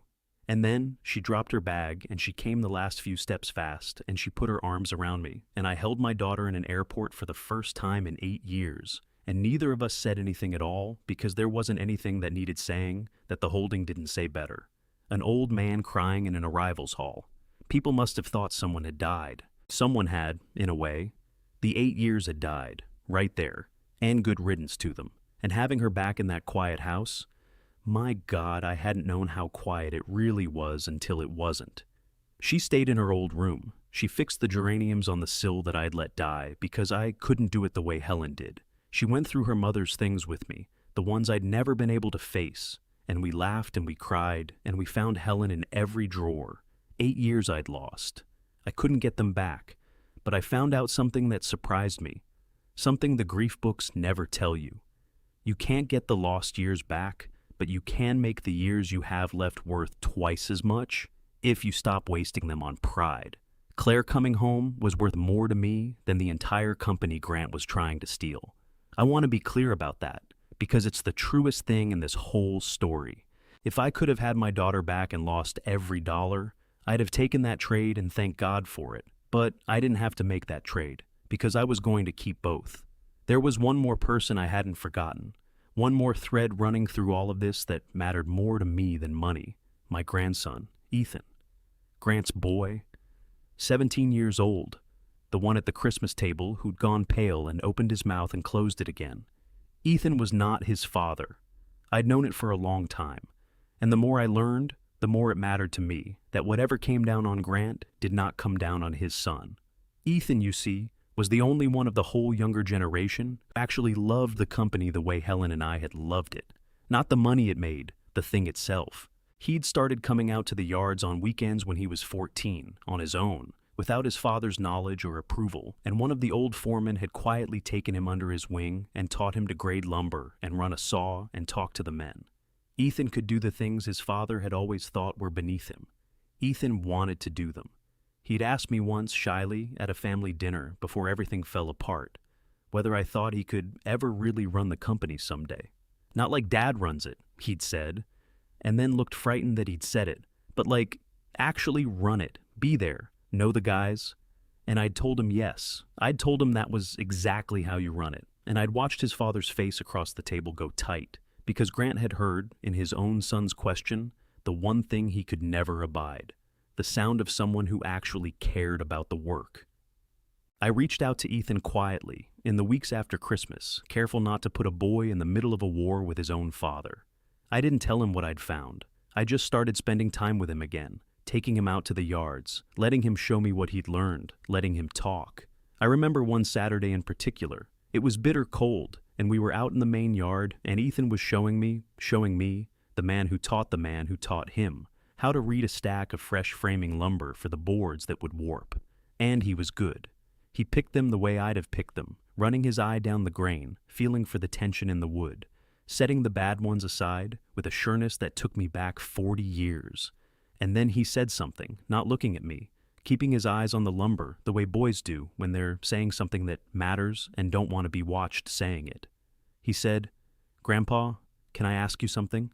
Dad always says the yard's the low end. He says the smart guys are upstairs and the yard's for guys who couldn't do better. But I like it out here better than anywhere. Does that mean something's wrong with me?" And I had to stop and steady myself against the lumber for a second because of the pain of it, that his own father had taught him to be ashamed of the very thing that was best in him. And I said, "Ethan, look at me. There is nothing on this earth wrong with a man who loves honest work with his hands and his back and his eye. The men upstairs work for the men out here, whether they know it or not. Because nothing upstairs means a thing if the wood's no good, and the count's not honest. Your grandmother and I built the whole thing from this yard, not from upstairs. From right here, in the cold, doing exactly what you're doing. Don't you ever let anybody, not anybody, make you ashamed of loving the real work. That's not a flaw in you, son. That's the best thing in you. That's the thing that's going to save your life."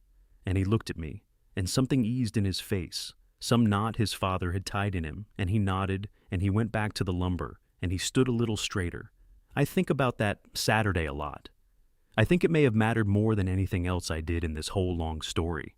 And what I saw was Helen. What I saw was the clean blood, the honest strain of it, running right past his father, the way a good grain runs past a knot in a board, and coming out true on the other side.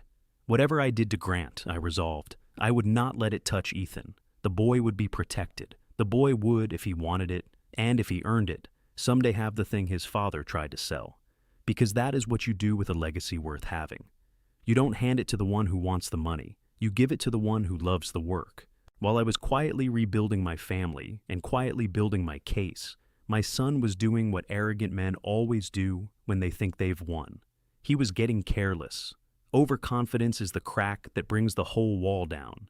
And my son had a wide one running right through the middle of him. He'd taken my defeated phone call after Christmas as the surrender he'd been waiting 2 years for, and he moved like a man who could smell the finish line. He pushed Meridian toward a firm timeline. Cobb picked up the signs of it, and so did Frank from the inside. The deal was accelerating.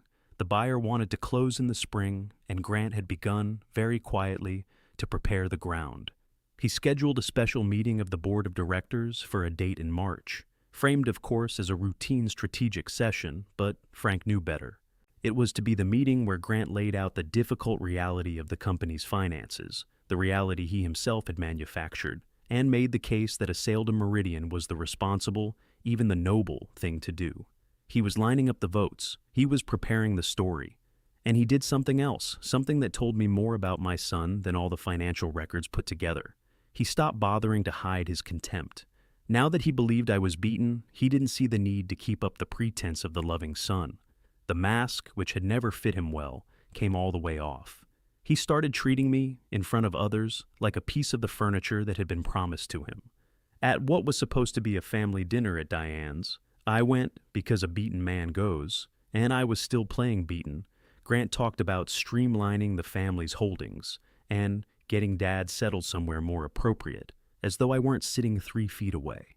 He'd taken to referring to the big house, my house, Helen's house, as an asset that doesn't make sense for one person. He mentioned the lake house the way he mentioned a spare room he had in his own mind already inherited. He was just waiting for the paperwork to catch up to the reality he'd decided on. He came by the house one afternoon in February with Curtis Lyle and the clean package, the transition documents, the trust restatement, the share transfer, the power of attorney, the whole getaway car and pardon. And I want to tell you what that afternoon cost me, because it was the hardest acting I have ever done. I sat at my own dining table while my son and his smooth lawyer walked me through the simple documents that would have handed them everything and released them from everything, and I made my hands shake a little, and I asked slow, foggy questions, and I let Grant answer them with that patient, condescending warmth. And when we got to the end, when the pen was right there, and Grant slid the pages toward me and said, "Just here, Dad, and here, and we're all done," I picked up the pen. I held it over the line. And then I set it down, and I said, in my small, tired voice, "You know, my eyes are just swimming today, son. Let me look at it over the weekend with a clear head, and I'll get it right back to you Monday. I don't want to make a mistake on something this important." And I watched my son work very hard to keep the frustration off his face, because he was so close he could taste it. And the foolish old man kept not quite signing. "Of course, Dad," he said, through a smile that didn't reach his eyes. "Monday, that's perfect. Monday works great." And he gathered up his getaway car and his pardon, and he left, certain he'd have it all by Monday. He was right that he'd have his answer soon. He was wrong about what it would be, because while Grant was accelerating, I was doing the patient, unglamorous work that actually wins these things, the work men like my son never have the discipline for. With Lydia Marsh, I quietly executed a new estate plan, a real one, drafted with care, that did exactly what I wanted and locked out exactly whom I wanted locked out. All of it built on the rock of Helen's trust that Grant had never been able to touch. I made sure the controlling interest was ironclad, that there was no ambiguity, no crack, nothing Curtis Lyle could ever pry at. I changed the will, this time for real, this time with a lawyer who read me every single line and made sure I understood all of it, which is exactly what an honest advisor does, and exactly what my son had spent a year making sure never happened. With Frank Sorensen, I quietly reached out to the people who actually mattered, not the board members Grant had stacked, but the old hands, the long-serving executives and managers Grant had pushed toward the edges, the men and women who remembered what the company was supposed to be, and who had watched what Grant was doing with growing dread and no power to stop it. One by one, quietly, off-site, I met with them, in diners, in parking lots, in one case in the cab of a pickup truck at the back of a yard, after hours, like a couple of men planning a jailbreak, which I suppose in a way we were. There was one in particular, a woman named Rosa, who'd run our biggest store for 22 years, one of the finest managers I ever had, whom Grant had been slowly squeezing toward the door because her salary was high, and her loyalty was to me.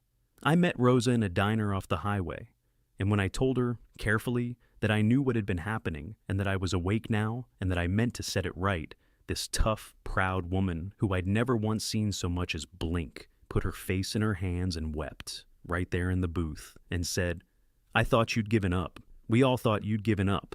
We thought you were going to let him sell us, and we'd never even understand why. I've been sending out my resume, Art, 22 years, and I've been sending out my resume." And I reached across that sticky diner table and took her hand, and I said, "Put the resume away, Rosa. The old man's back."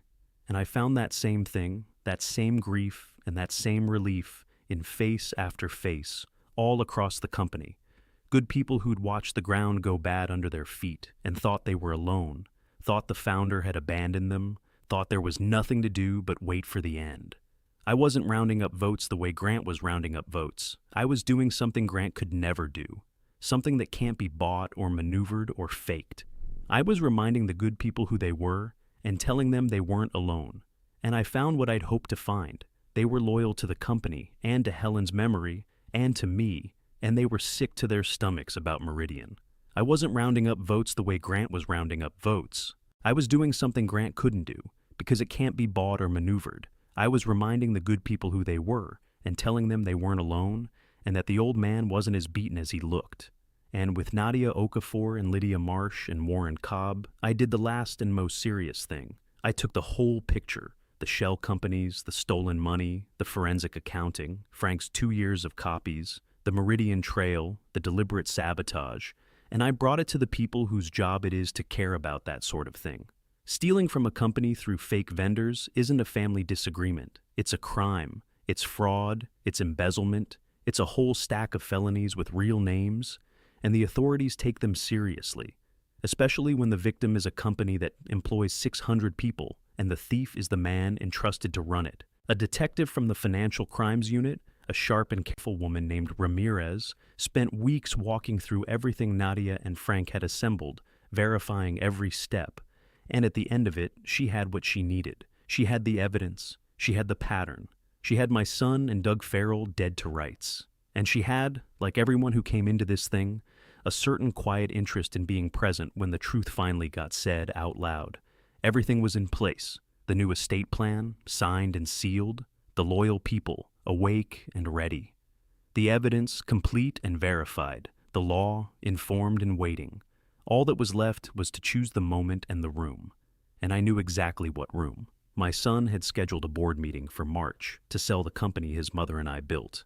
I decided that my son's board meeting was going to be exactly where I'd give him his answer. Here is the thing my son had forgotten. In his rush to sell the company out from under me, I was still the chairman. Grant ran the day-to-day. Grant had stacked the board with his people. Grant controlled the meetings. But the controlling interest in Helen's trust carried the chairmanship. And the chairmanship was mine, and no one could hold that special board meeting without me in the room if I chose to be in it. For 2 years I hadn't chosen to be in it. I'd let Grant run the meetings while I stayed home with my grief, and Grant had gotten so used to my empty chair that I don't think he even pictured me in it anymore. So I called him, a week before the March meeting, and I gave him the bait, and I made it irresistible. I told him, in my small, tired voice, that I'd been thinking and that I knew there was a board meeting coming up about the future of the company, and that I wanted to come. And before he could object, I gave him the reason that would make him not just allow it, but welcome it. I told him I wanted to come to the meeting to formally announce that I was stepping back, handing him the reins, and signing the transition documents. The trust, the shares, the power of attorney, right there in front of the board as a gesture, a passing of the torch from father to son. I told him I thought the company deserved to see it done with dignity, that Helen would have wanted it done properly, that I wanted my last act as chairman to be lifting him up in front of everyone. I could hear him almost stop breathing. It was everything he wanted, delivered gift-wrapped. Not only would the old man finally sign, he'd sign publicly at the board meeting, giving Grant's whole Meridian narrative the blessing of the founder, removing the last possible obstacle, and doing it with a smile in front of witnesses. It was better than Grant had dared to hope. "Dad," he said, and his voice was thick with a feeling I think he mistook for love, but was really just triumph. That means a lot. That's the right thing. Mom would be proud. Mom would be proud. He said that to me. I'll make sure everything's ready. It'll be a beautiful moment. A beautiful moment. Yes, it would be that. He didn't know I'd be bringing guests to his beautiful moment. He didn't know that the room he'd arranged so carefully for his coronation had been quietly reserved by me for something else entirely. The morning of the board meeting came gray and cold, with a hard, bright March light, the kind of light Helen loved because she said it showed you the truth of things with nowhere to hide. I dressed carefully. I put on the good suit, the one I'd worn to Helen's funeral, because it felt right that I should wear it to this. I put in my pocket a single folded piece of paper, and I drove myself to the headquarters of the company I'd built from one truck and a mountain of debt, the building with my name on it, and I walked in through the front doors, past people who'd worked for me for decades and who looked up, surprised and glad, to see the old man walking in tall. The boardroom was on the top floor. Grant had it set up like a stage. Good coffee, fresh flowers, the Meridian representatives seated discreetly along the wall. The board members Grant had stacked arranged around the long table. The transition documents laid out at the head of the table with a good pen beside them, ready for the founder's signature and the beautiful moment. Grant was radiant. I'd never seen him so pleased. He came to the door to greet me, and he took my arm, gently, as if I were fragile, as if he were helping a beloved old man to his seat. And he walked me to the chair at the head of the table, my chair, the chairman's chair, and he said, warm and loud enough for the room to hear, "Everybody, my father's here. This is a big day. Let's give him a minute." And they all looked at me with that careful, pitying warmth people reserve for someone they've been told is diminished. And I sat down in my chair, and I folded my hands on the table, and I let them all settle, and I let Grant take his place beside me, beaming, the crown prince at his own coronation. And then I said, "Before we begin, I've asked a few people to join us. I hope no one minds. They should be just outside." Grant's smile flickered, just slightly. "Dad, this is a closed board meeting. We can't just—" "I'm still the chairman, Grant," I said. Mildly, pleasantly. The first sentence I'd said in that room in 2 years that had any iron in it, and it landed like iron, and I saw him hear it. "I'd like them to come in." And the door opened. They came in one at a time, and I watched my son's beautiful moment come apart with each face that entered the room. First came Lydia Marsh, my real lawyer. 30 years my real lawyer, carrying a thick leather portfolio. And Grant's face registered mild confusion, because he knew Curtis Lyle, but he didn't know Lydia, and a lawyer he didn't control was not part of the plan. Then came Frank Sorensen, whom Grant had shoved into a windowless office 2 years ago and stopped thinking about entirely. And I watched Grant's confusion tip toward the first cold edge of understanding, because a man like Grant never forgets whom he's wronged, even when he pretends to. Then came Nadia Okafor with her own thick binder, and Warren Cobb with his still, patient eyes, and my daughter Claire.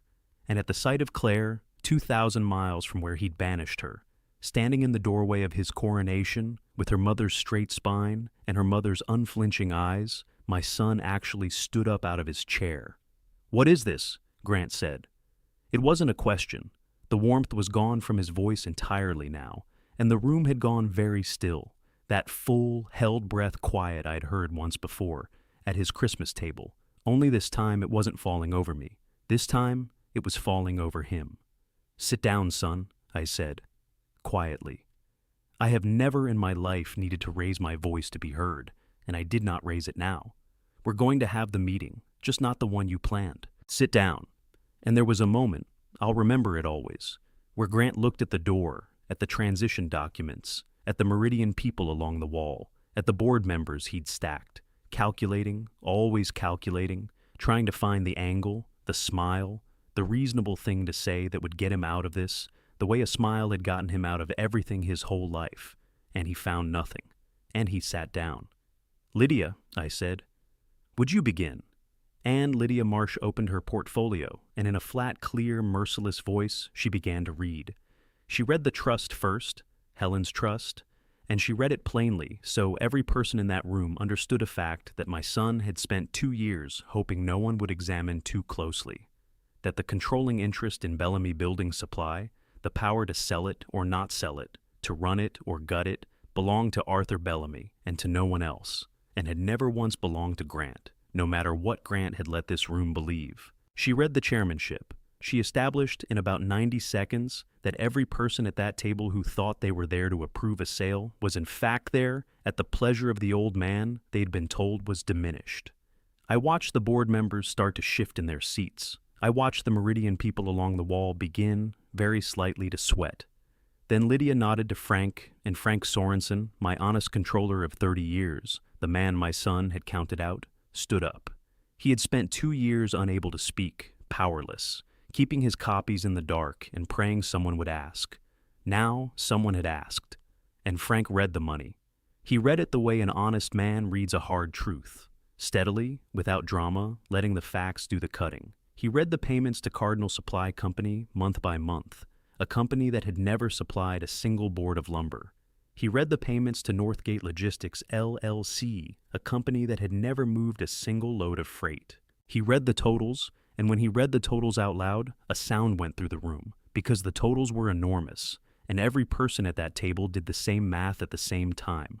Then Nadia Okafor stood and, in her cool, unsmiling way, laid out the forensics, the paper trail proving both shells traced back to Grant and to Doug Farrell, the diverted money, the accounts, the whole architecture of the theft, dated and documented and impossible to argue with.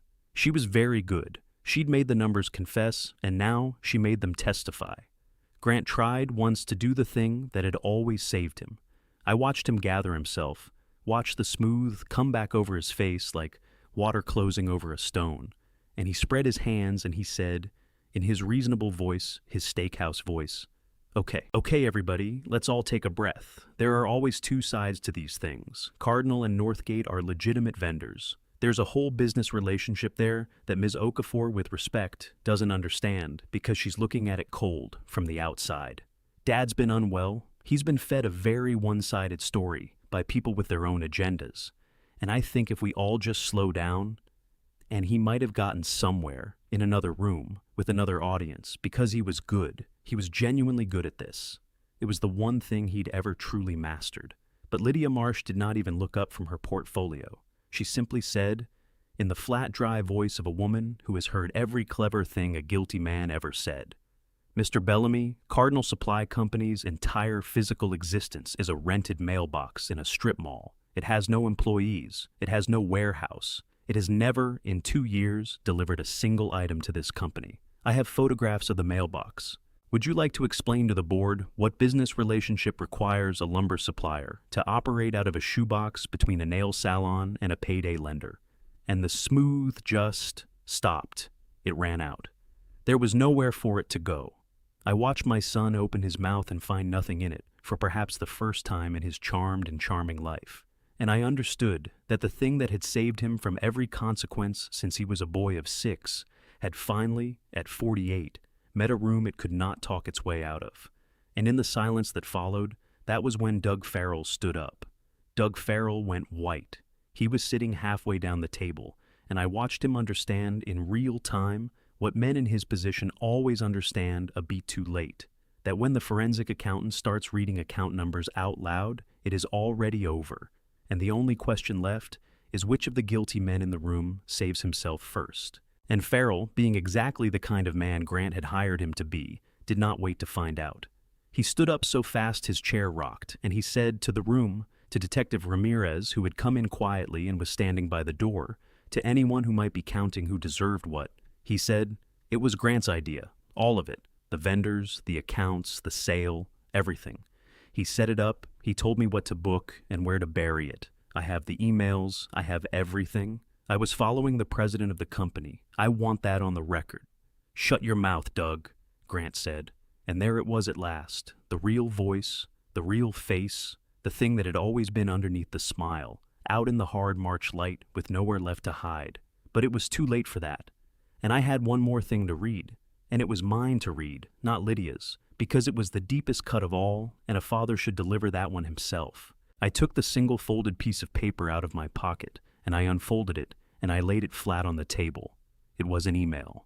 Warren Cobb had recovered it, one among many. But this was the one that mattered, the one I'd carried in my funeral suit. It was an email my son had written to his wife, months before, and I read it out loud, in my quiet, steady voice, to the whole room. I read, the old man's finally getting the message. After Christmas, he'll either sign or he'll fold. Either way, we're clear by spring. Once Meridian closes, we cash out and he can rot in that big house alone. It's what he gets for hanging on this long. Honestly, he should have been out of the way years ago. Half the trouble in this company is that he won't die, and he won't let go. Don't feel bad for him. He did this to himself. And then I read the last line, the line that I think finally killed. In that room, whatever illusion anyone still had about who Grant Bellamy was. I read, and if Claire comes sniffing around again, we handle her the way we handled her last time. She's not getting a seat at this table ever again. I made sure of that 8 years ago, and I'll make sure of it now. I made sure of that 8 years ago, in his own words, in writing. The The confession that he had destroyed my daughter's place in her own family on purpose, as a strategy, and would do it again. I set the paper down, and I looked at my son, and the room was so quiet you could hear the March wind against the windows. And then the thing happened that always happens, the thing I had counted on from the very beginning, the thing that greed does to the people who share it. The moment the law was clearly in the room and the evidence was clearly on the table, the alliance my son had built came apart in seconds, because there is no loyalty among people who are only in it for themselves. There is only the cold arithmetic of who can go down the least by selling the others the fastest. Doug Farrell was already talking, already offering his emails, already a witness for the other side. The board members Grant had stacked were suddenly very interested in making clear, out loud for the record, that they hadn't known, that they'd been misled, that they'd relied on management's representations.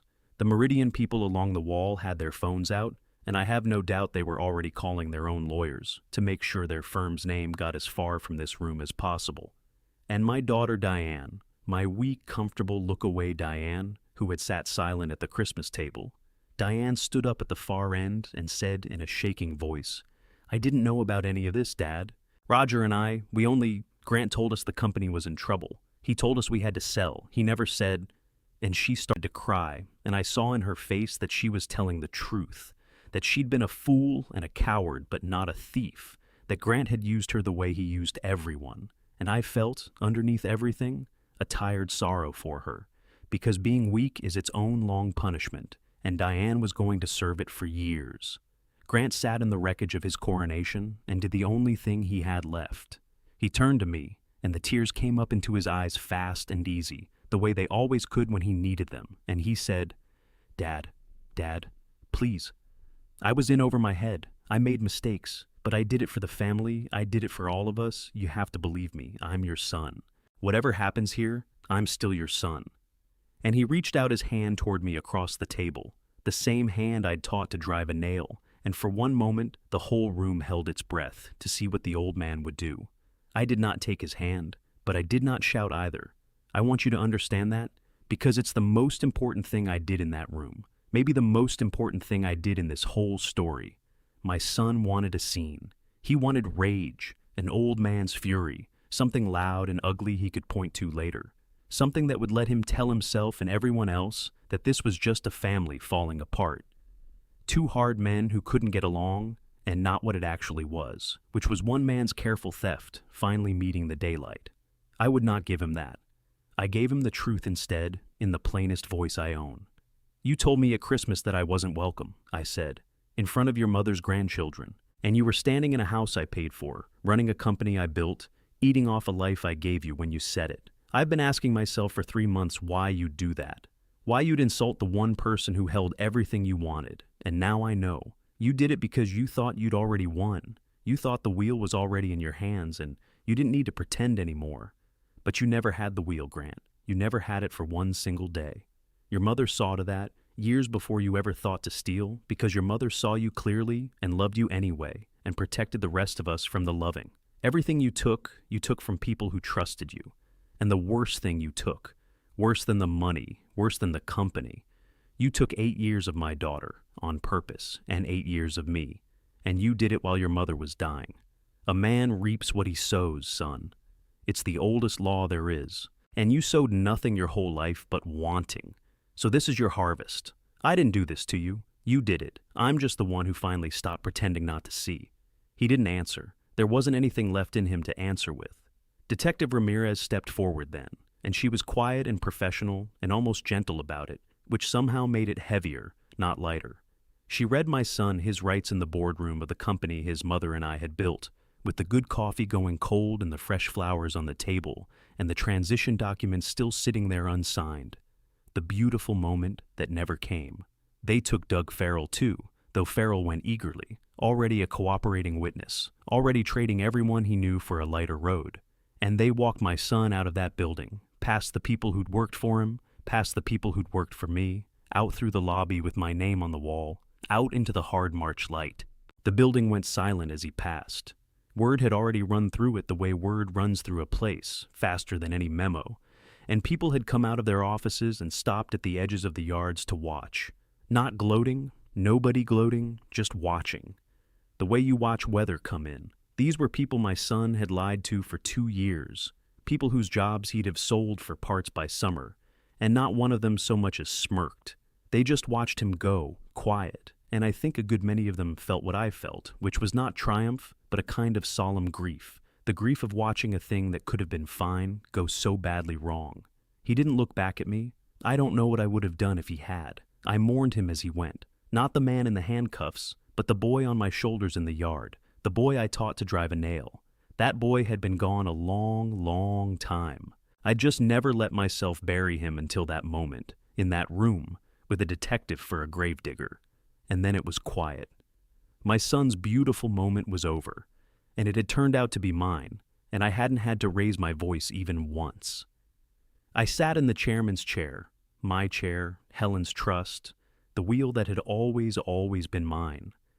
And I looked around the room at the wreckage and the witnesses and my honest people standing there stunned, and I looked at my daughter Claire in the doorway with tears running down her face. Home, actually home. And I thought, Helen, we did it. Your fortress held. The fortress you built for me before you went, it held. I did not slink away after that boardroom and lick my wounds. I have never once in my life walked away from a thing I built because a storm came through it and I was not about to start at 76. A man who builds looks at the damage, and then he rebuilds, stronger than before. And there was a great deal of rebuilding to do because you have to understand, bringing my son down was not the goal. It was never the goal.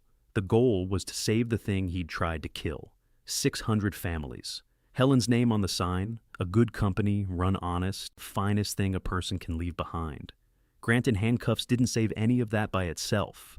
Grant in handcuffs was just the moment the patient stopped bleeding. The healing came after, and the healing was the real work. The first thing I did, that same afternoon, before I even left the building, was walk down from that top floor boardroom to the main floor, and then out to the nearest yard, and I gathered the people. Word travels fast in a company. Half of them already knew something enormous had happened upstairs. And there was fear in the building, that particular fear workers feel when the ground shifts over their heads and nobody tells them anything. So I told them. I stood on the back of a flatbed truck, the same kind of truck I'd started with 50 years before, and I climbed up onto it with these old knees complaining every inch, and Frank Sorensen had to steady my elbow. And I looked out at a few hundred of the people whose paychecks carried my name, and I told them the truth. I told them there had been theft at the top, and that it was being handled by the law, and that the people responsible were gone. And then I told them the thing they actually needed to hear, the thing I'd climbed up onto that truck to say.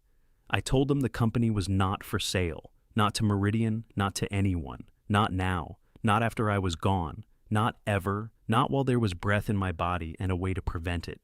I told them nobody was losing their job, nobody was losing their pension, and the winter layoffs my son had been planning were never going to happen. And I told them I was sorry.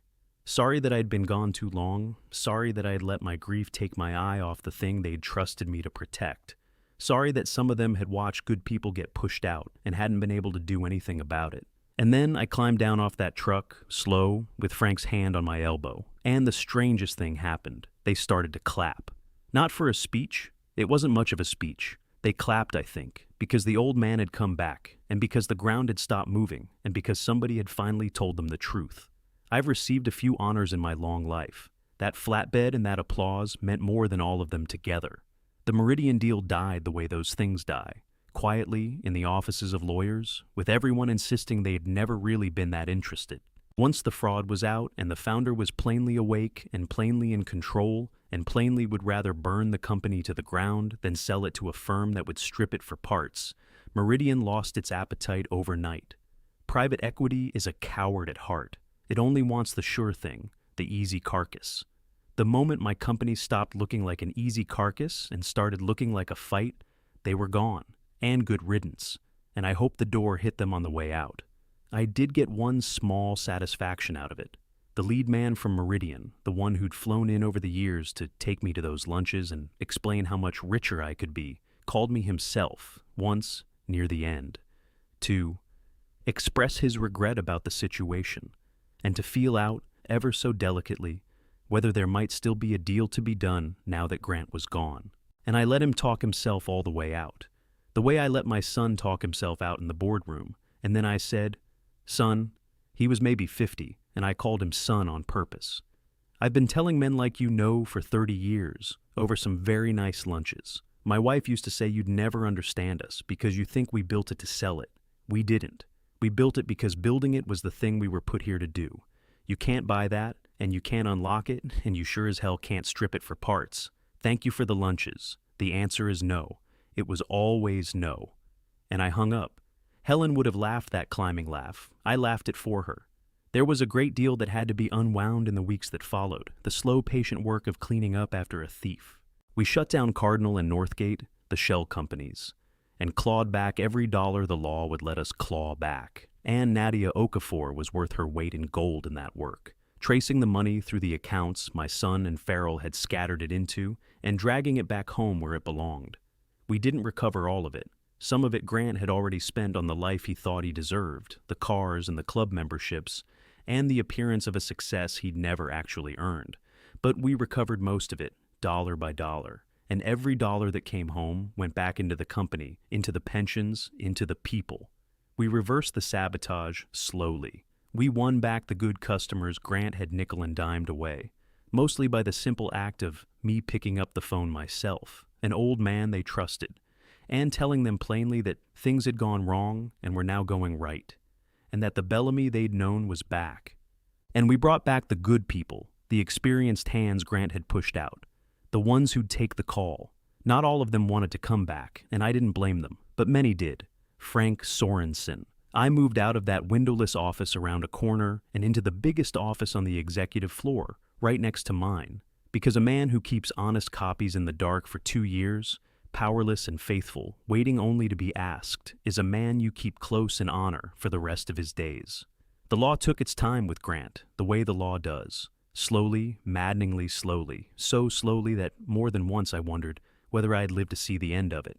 But the wheels of justice grind all the way down, even when they grind slow, and when they finish, they do not turn back. The case against my son was as clean and complete as anything Detective Ramirez told me she'd ever handled, and she'd handled a great many.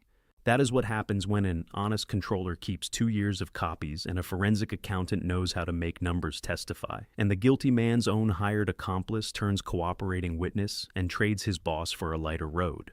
There was no real fight in it, in the end.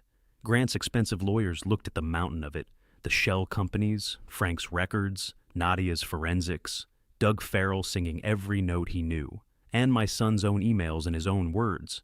And they did the only sane thing, which was to negotiate. Grant pleaded, embezzlement, fraud, a whole stack of felonies with real names. Doug Farrell pleaded too, to less, because that's the deal you get for turning early.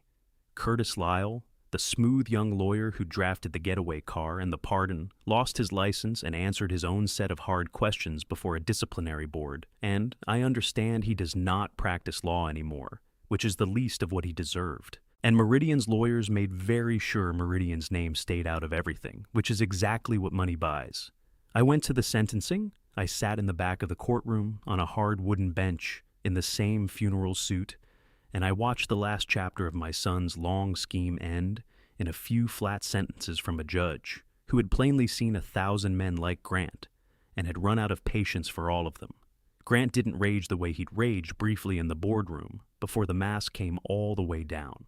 He stood there in a good suit that somehow no longer seemed to fit the man wearing it, his shoulders rounded, smaller than I had ever seen him, as small as he'd always actually been, under the charm and the confidence. And for the first time since he was a boy, he had nothing to say and no smile that would work. He didn't turn around to look at me.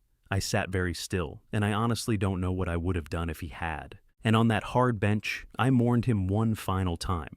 Not the man being sentenced, but the boy I'd carried on my shoulders through the yard, the boy who'd asked me once, before the wanting ate him hollow, whether he could learn to grade lumber like his old man. That boy had died a long time ago, somewhere I hadn't been watching. I'd just never let myself hold the funeral until that day, in that courtroom, with a judge for a preacher. My daughter Diane did not go to jail, because Diane had not committed a crime, only a cowardice, and the law does not have a cell for that, though the conscience does. But Diane's marriage did not survive it. Once the money Roger had been circling was plainly never going to fall into his lap. Once it became clear that the old man was not diminished, not dying on a convenient schedule, and had rewritten everything to keep grasping hands off it, Roger's interest in my daughter cooled with a speed that told her everything about what she'd married. Within the year he was gone, chasing some other hole to fill, and Diane was left alone with her weakness and her regret and her looking away, in a house that had suddenly gotten very quiet. She came to me eventually, ashamed, unable to look at me, and asked if I could ever forgive her for the Christmas table, for looking down at her plate, for going along. And I'll tell you what I told her, because it's true, and because I don't want you to think this story ends with an old man's heart turned to stone. I told her yes. I told her that weakness is not the same as wickedness, and that she had been used the same as everyone else, and that she was still my daughter and always would be. I did not put her back into any position of trust. A father can forgive a child and still not hand them the wheel, and Helen taught me the difference. But I forgave her, freely, and I meant it, and she and I are slowly, carefully finding our way back to something. It is not what it was, but it is real and it is honest, and honest is worth more than easy.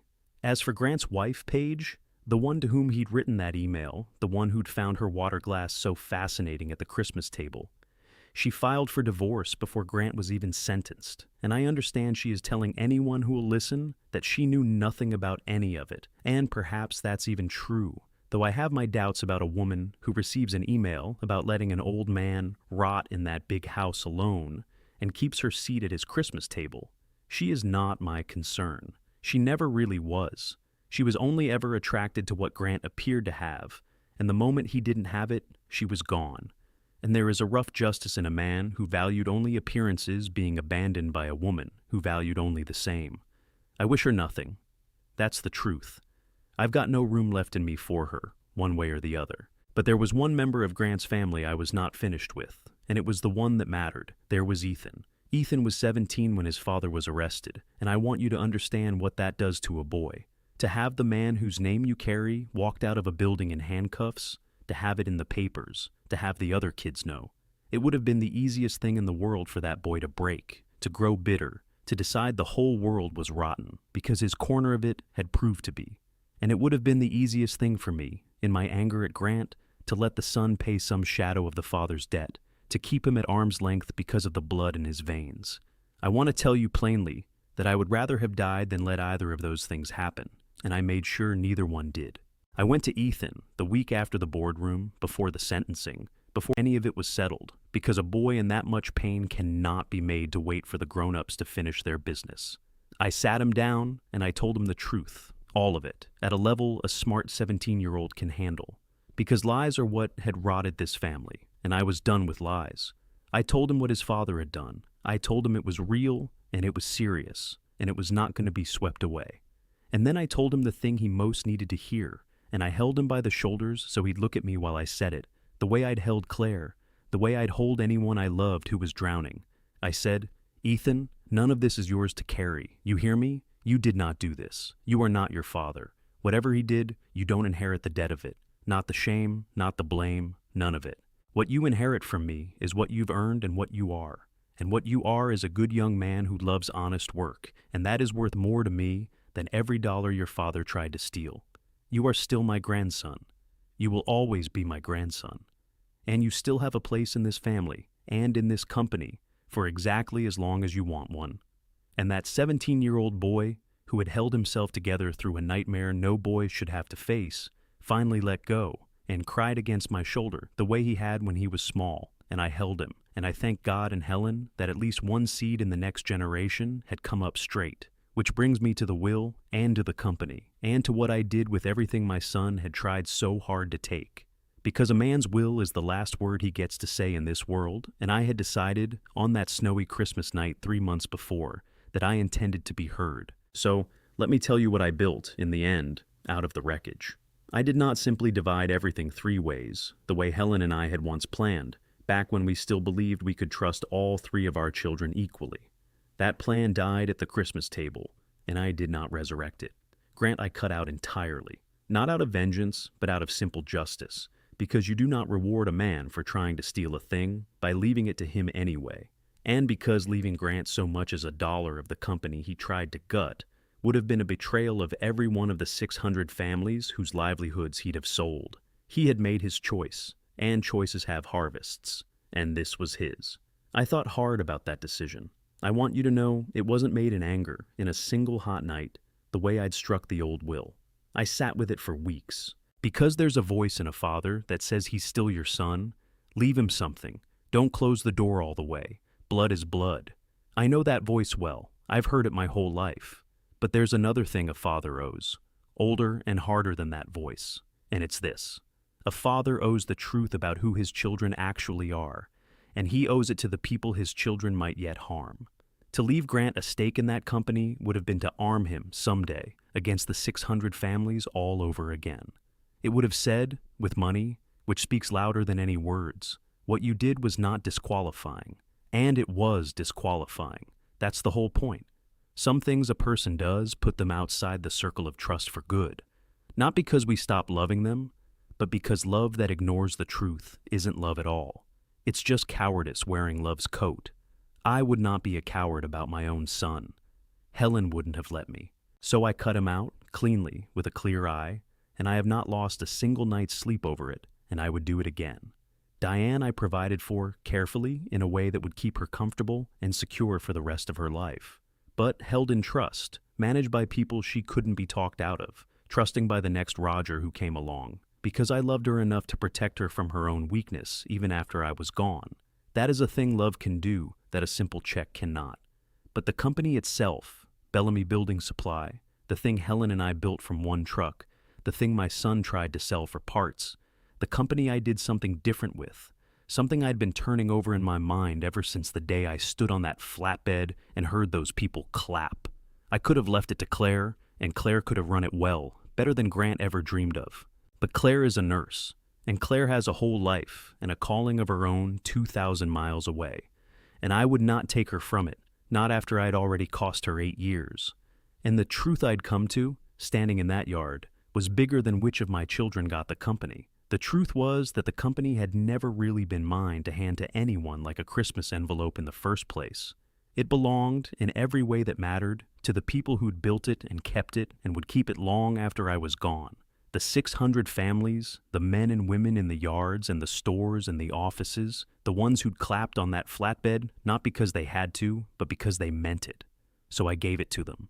With Lydia Marsh's careful hand on every document, I began the work of turning Bellamy Building Supply into an employee-owned company, a structure where, over time, the people who did the work would come to own the thing they did it for, where no Meridian could ever again fly in and carve it up, where no future grant could ever again treat 600 families as a cost to be managed down, because the 600 families would be the owners, and you cannot easily rob a house full of people who all hold a key. It is not a fast thing to build, and I will not live to see it finished. But it is begun, and it is ironclad, and it is the truest thing I have ever done with money, and I believe with my whole heart that it is what Helen would have wanted, because Helen always understood, long before I did, that we never built it to sell it. We built it because building it, honest, and keeping 600 families fed by it, was the thing we were put here to do. And Ethan, I did not make an owner, and I did not make an heir to a fortune, because that is exactly the poison that had rotted his father, and I loved the boy far too much to feed it to him. What I gave Ethan was better and harder, and it was the only inheritance I've ever known to be worth having. I gave him a place to start at the bottom and a chance to earn his way up. That summer, with his mother's grudging permission and his own eager yes, Ethan went to work in the yards. Not as the founder's grandson, not in an office, not with a title, as a yard hand, on the crew, hauling and stacking and loading in the heat, learning the grades and the saws and the names of the men and their kids' names, the same way I learned it, the same way his Aunt Claire learned it, the same way his father never once deigned to. And the boy took to it like he was born to it, because he was. The old foreman who'd quietly taken him under his wing years before took him back, prouder than ever, and taught him the rest. And I go out and watch him work sometimes, and I see Helen in him, and I see the clean grain running true right past the knot his father made in this family, and I know the way you know a wall is plumb without needing the level, that if that boy keeps his heart right and does the work, then one day years from now, long after I'm gone, Bellamy Building Supply will be run by someone who actually loves it. Someone who came up through the yards and knows the men, and would sooner sell his own truck than miss a payroll. Not because he inherited it, because he earned it. That's the only kind of legacy that's ever safe to leave, the kind you make a person earn. Then I did the thing I cared about most of all, the thing that mattered more to me in the end than the company or the will or any of it. I took a great deal of what I had, not all of it, but a great deal, more than my son ever imagined existed for him to steal. And I built a foundation in Helen's name, the Helen Bellamy Foundation. And its purpose is the simplest and truest thing I know how to say. It exists for old people who are being quietly robbed and pushed aside and made to feel unwelcome in the lives they built, by the very families who were supposed to love them and protect them. Because I know now, in the way you only know a thing after it has happened to you, how many of us there are, sitting alone in big quiet houses, being told we're diminished, being told it's for our own good, being managed and marginalized and waited out, made to feel like guests at our own tables. Most of them will never get what I got. Most of them don't have a Helen who built a fortress before she died, or a Frank who kept the copies, or the means to hire a Lydia and a Nadia and a Warren Cobb. Most of them just fade, quietly, on schedule, exactly the way they're meant to. So, the foundation pays for exactly that. The lawyers, the investigators, the forensic accountants, the people who can prove what's being done to a person whom no one will believe because they're old, and it's their own family doing it.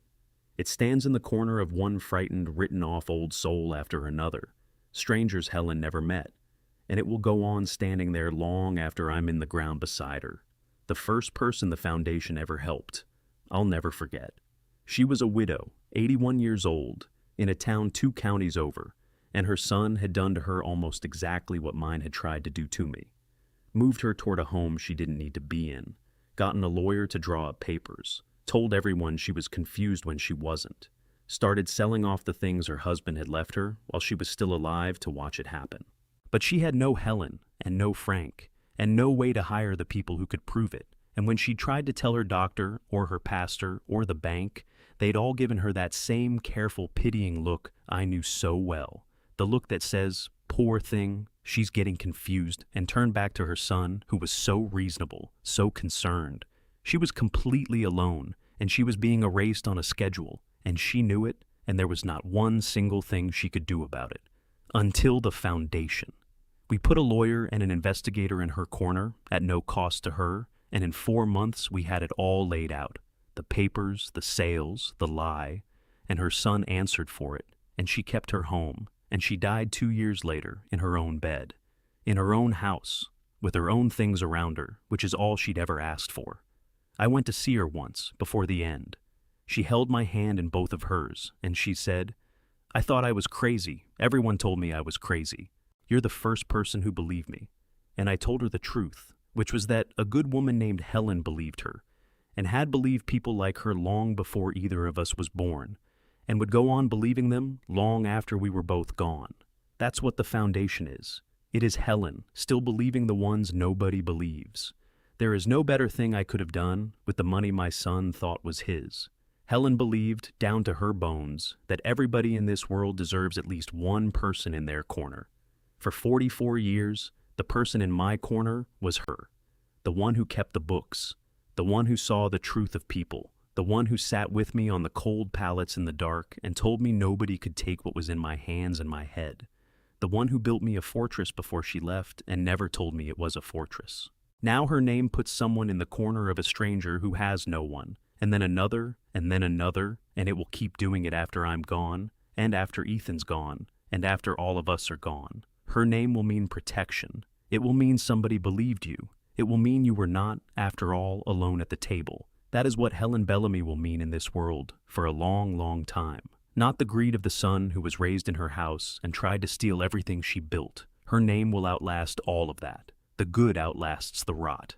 It always has, if you build it deep enough, and Helen and I built ours very deep. And I went back to work. Not the way I used to. My knees and my back won't have it, and the days of me hauling a load off a flatbed are long behind me. But I go in, a few days a week, I go into the company I built, and I walk the yards, slow and I talk to the people, and I know their names, and I learn the new ones. I sit in on the meetings that matter, and I keep an old man's eye on things, the eye that can still spot the joist that's going to fail before anyone else sees it. And a couple of afternoons a week, I do the thing I love most. I teach. Young people, the new hands, kids coming up with nothing in their pockets but a willingness to work. I show them how to grade lumber, how to read the grain, how to talk to a contractor at 6 in the morning when his job is falling apart, how to give an honest count and a fair price, how to be the kind of company a person can trust with their livelihood. My hands aren't as steady as they were, and some cold mornings the fingers ache so I can hardly close them. But they still know the work, and they still know how to hand it down. Some things get into your hands so deep that age can't quite dig them back out. There was a young fellow last spring, 19, no father in the picture, a chip on his shoulder the size of a 2x12, sent to us half by chance through a program the foundation runs. First week, he was all attitude, sure the old man had nothing to teach him, sure the whole thing was beneath him. And I recognized it, that particular armor, because it's the armor a boy wears when nobody's ever once told him he's worth teaching. So, I didn't fight it. I just put a board in his hands and taught him to read the grain, and then another, and I told him the truth every time he got one right, which was more often than he expected, and I watched the armor come off him a plate at a time, the way it does when a person finally meets someone who takes them seriously. By summer, he was one of the best young hands in the yard, and prouder of an honest day's work than he'd ever been of the attitude. He came to me at the end of his first season, awkward, not knowing how to say it, and he stuck out his hand and said, "Thanks for not giving up on me the first week, Mr. Bellamy. Everybody else always did." And I shook his hand and I thought, that right there, that's the whole thing. That's what Helen and I were really building all those years. Under the lumber and the money and the name on the sign, we were building a place where a boy nobody believed in could put his hands on something real and find out he was worth teaching. My son tried to sell that. He couldn't see it, so he thought it wasn't there. But it was always the realest thing we had. Claire went back to her nursing, out west, because it's her calling, and I would never take it from her again. But it's different now. The way it's different when a broken thing has been mended and the mend is strong. She comes home often, more than often. She's on the board of the foundation, Helen's foundation, and she pours into it the same clear-eyed fierceness her mother had. And I think it heals something in her to spend her days standing in the corner of old people who have no one, the way she once stood in a corner alone herself. She and Ethan have become close, aunt and nephew, the two clean seeds in the next generation. And it does an old man's heart good beyond telling to watch them together. To see the family Grant tried to burn down growing green shoots up out of the ashes. 8 years I lost with my daughter. I can't get them back, but I've stopped grieving them mostly because I've learned the thing the grief books never tell you. You cannot recover the years the locust ate, but you can make the years you have left worth twice as much if you stop wasting them on pride, and I intend to waste no more of mine. The next Christmas, the first one after all of it, we had dinner at my house, Helen's house. The big house Grant had called an asset that doesn't make sense for one person, full again, for the first time in years, of the sound of a family that actually wanted to be there. Claire flew home and did the cooking, badly, laughing about it, the way her mother used to. Ethan was there, brown and strong from a summer in the yards, taller somehow, easier in himself. Diane came, quiet and careful and grateful, just to have a chair at the table, and I was glad to give her one, because forgiveness that costs you nothing isn't worth much, and this one had cost us both. Frank Sorensen came, because Frank is family now, family in the way that matters, the way that's chosen and earned. And at the head of the table, where Grant had once told his father he wasn't welcome, I sat and I looked down the length of it at the faces of the people who'd stood by me and the people who'd found their way back to me. And I thought out how a year before, I'd been the unwelcome one, the burden, the old fool to be waited out. And I raised my glass, and I couldn't say much because my throat closed on it, but I said, "To your grandmother, to Helen, who's the reason we're all still here?" And we drank to her, in the house she made, and the house was full, and it was warm, and it was true. There was an empty chair, of course. There's always an empty chair now. My son's chair. And I won't pretend to you that it didn't ache to see it, because it did. And it does, and it always will. A father does not stop loving a son just because the son turned out to be a thief. That's not how a father's heart is built. I ache for him. I write to him. I will keep writing to him. And if the day ever comes that there's a real man on the other end of those letters, not the smooth liar, not the boy who wanted, but someone who's actually reckoned with what he did, then I will be there, because that door I will never close, not while I breathe. But I will tell you the hard thing I've learned, the thing it took me 76 years and a stolen fortune to finally understand. You can love a person with your whole heart and still not hand them the wheel. Love and trust are not the same thing. Helen tried to teach me that for 44 years. I finally learned it the hard way. Forgiveness you give freely because it heals the one who gives it. But trust is earned every time by everyone.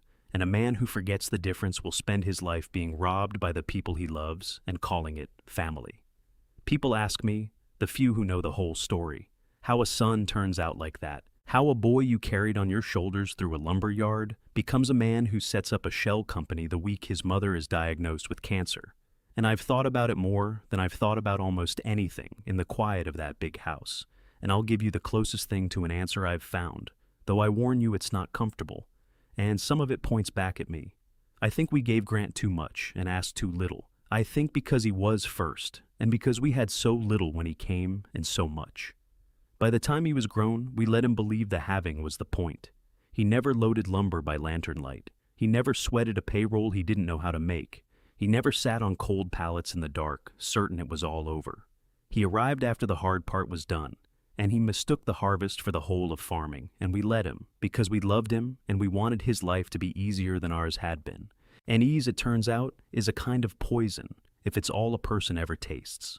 Claire had it hard. She chose hard. She went out in the yard, she left, and made her own way as a nurse.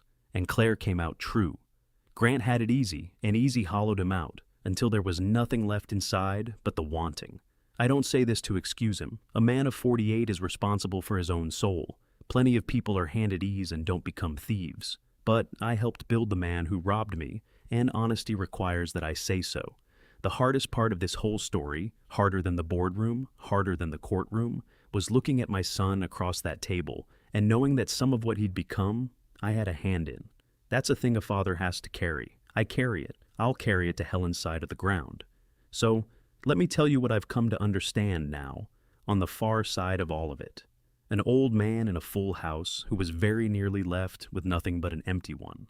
They told me I wasn't welcome. My own son, at his own table, in front of my own grandchildren, told me I wasn't welcome anymore, and the whole table looked down at their plates and let it stand. And for one long moment, driving home through that snow, I believed him. I believed I was what he said I was, a burden, a relic, an old fool who'd hung on too long, unwelcome in the very life I'd built.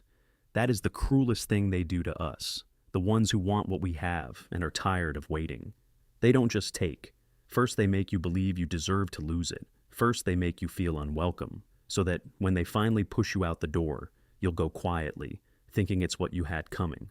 But here is what my son forgot. Sitting at the head of that table he thought was his, he forgot whose table it was. He forgot that the house was one I'd paid for, the china was one I'd bought, the food was food. My work had put on the plate. The very chair he was sitting in to tell me I wasn't welcome was a chair I'd earned with 50 years of my own two hands. You can tell a man he isn't welcome. People do it every day, to their parents, to their elders, to the ones who built the things they now feel entitled to. But you had better be very, very sure, before you say it, whose house you're actually standing in. Because sometimes the unwelcome old man at the end of the table is the one who holds the deed to the whole thing, and the will to the whole thing, and the last word on the whole thing, and has simply been too kind and too grief-worn and too loving to remind you. A family is not the people who let you sit at the table. I know that now, and it cost me nearly everything to learn it. A family is not blood, and it is not the ones who smile at you when they want something and look down at their plates when you need them.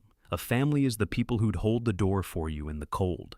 It's the daughter who told you the truth when the truth cost her everything and then came home the moment you finally asked. It's the honest man who kept the copies in the dark for 2 years, powerless and faithful, waiting only to be asked. It's the grandson who loves the work and not the money. It's the wife 2 years in her grave who built you a fortress and never told you it was a fortress. Those are my family. Some of them share my blood and some of them don't. And I have learned the hard way at 76 that it makes no difference at all which is which. And A will is just paper and ink. My son thought it was just paper, thought a signature was just a formality, thought if he could only get the foggy old man to sign without reading, the whole thing would fall into his hands like ripe fruit. But a will is more than paper. A will is the last word a man gets to say in this world, the last chance to make his life mean what he wanted it to mean, to point every dollar and every acre and every ounce of what he built toward the thing he actually loved. My son tried to take that last word away from me. He tried to make me sign it away without even reading it. And instead, on the coldest, loneliest night of my life, an old man alone with a lamp and a legal pad, I picked up my own pen and I wrote it myself, every line, and I made sure that when I am finally gone, the last thing Arthur Bellamy ever says to this world will be the truth, and it will be heard. They were so sure I was finished. That's the thing I keep coming back to.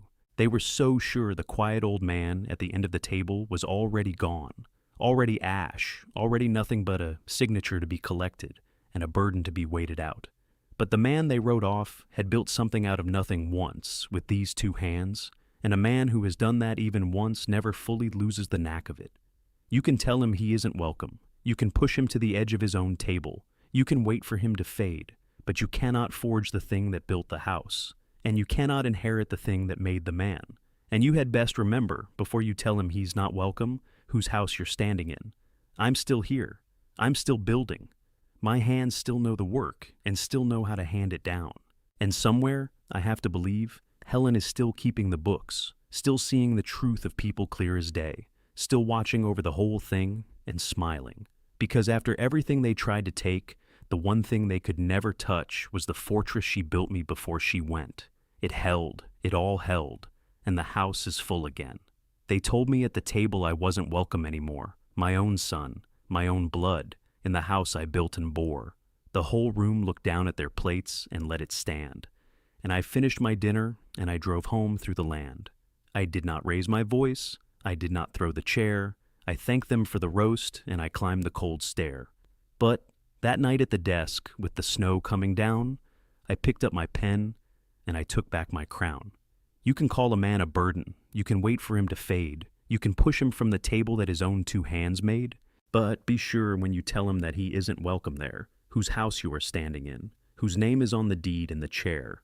For a will is not just paper, though they thought it was just ink. It's the last word that a man gets, the last chance to make them think.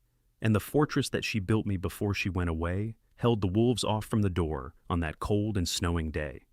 Now the yards are full of workers who will own what they have made, and my grandson grades the lumber, unafraid and unafraid. And a daughter who once warned me sits beside me, home at last, and the house is full of Christmas, and the wanting one has passed. So, when they call you finished, when they seat you at the end, when the family you were born to is not the family you can defend, remember the old builder and the will he wrote by hand, and the fortress that a good love leaves, still holding where you stand.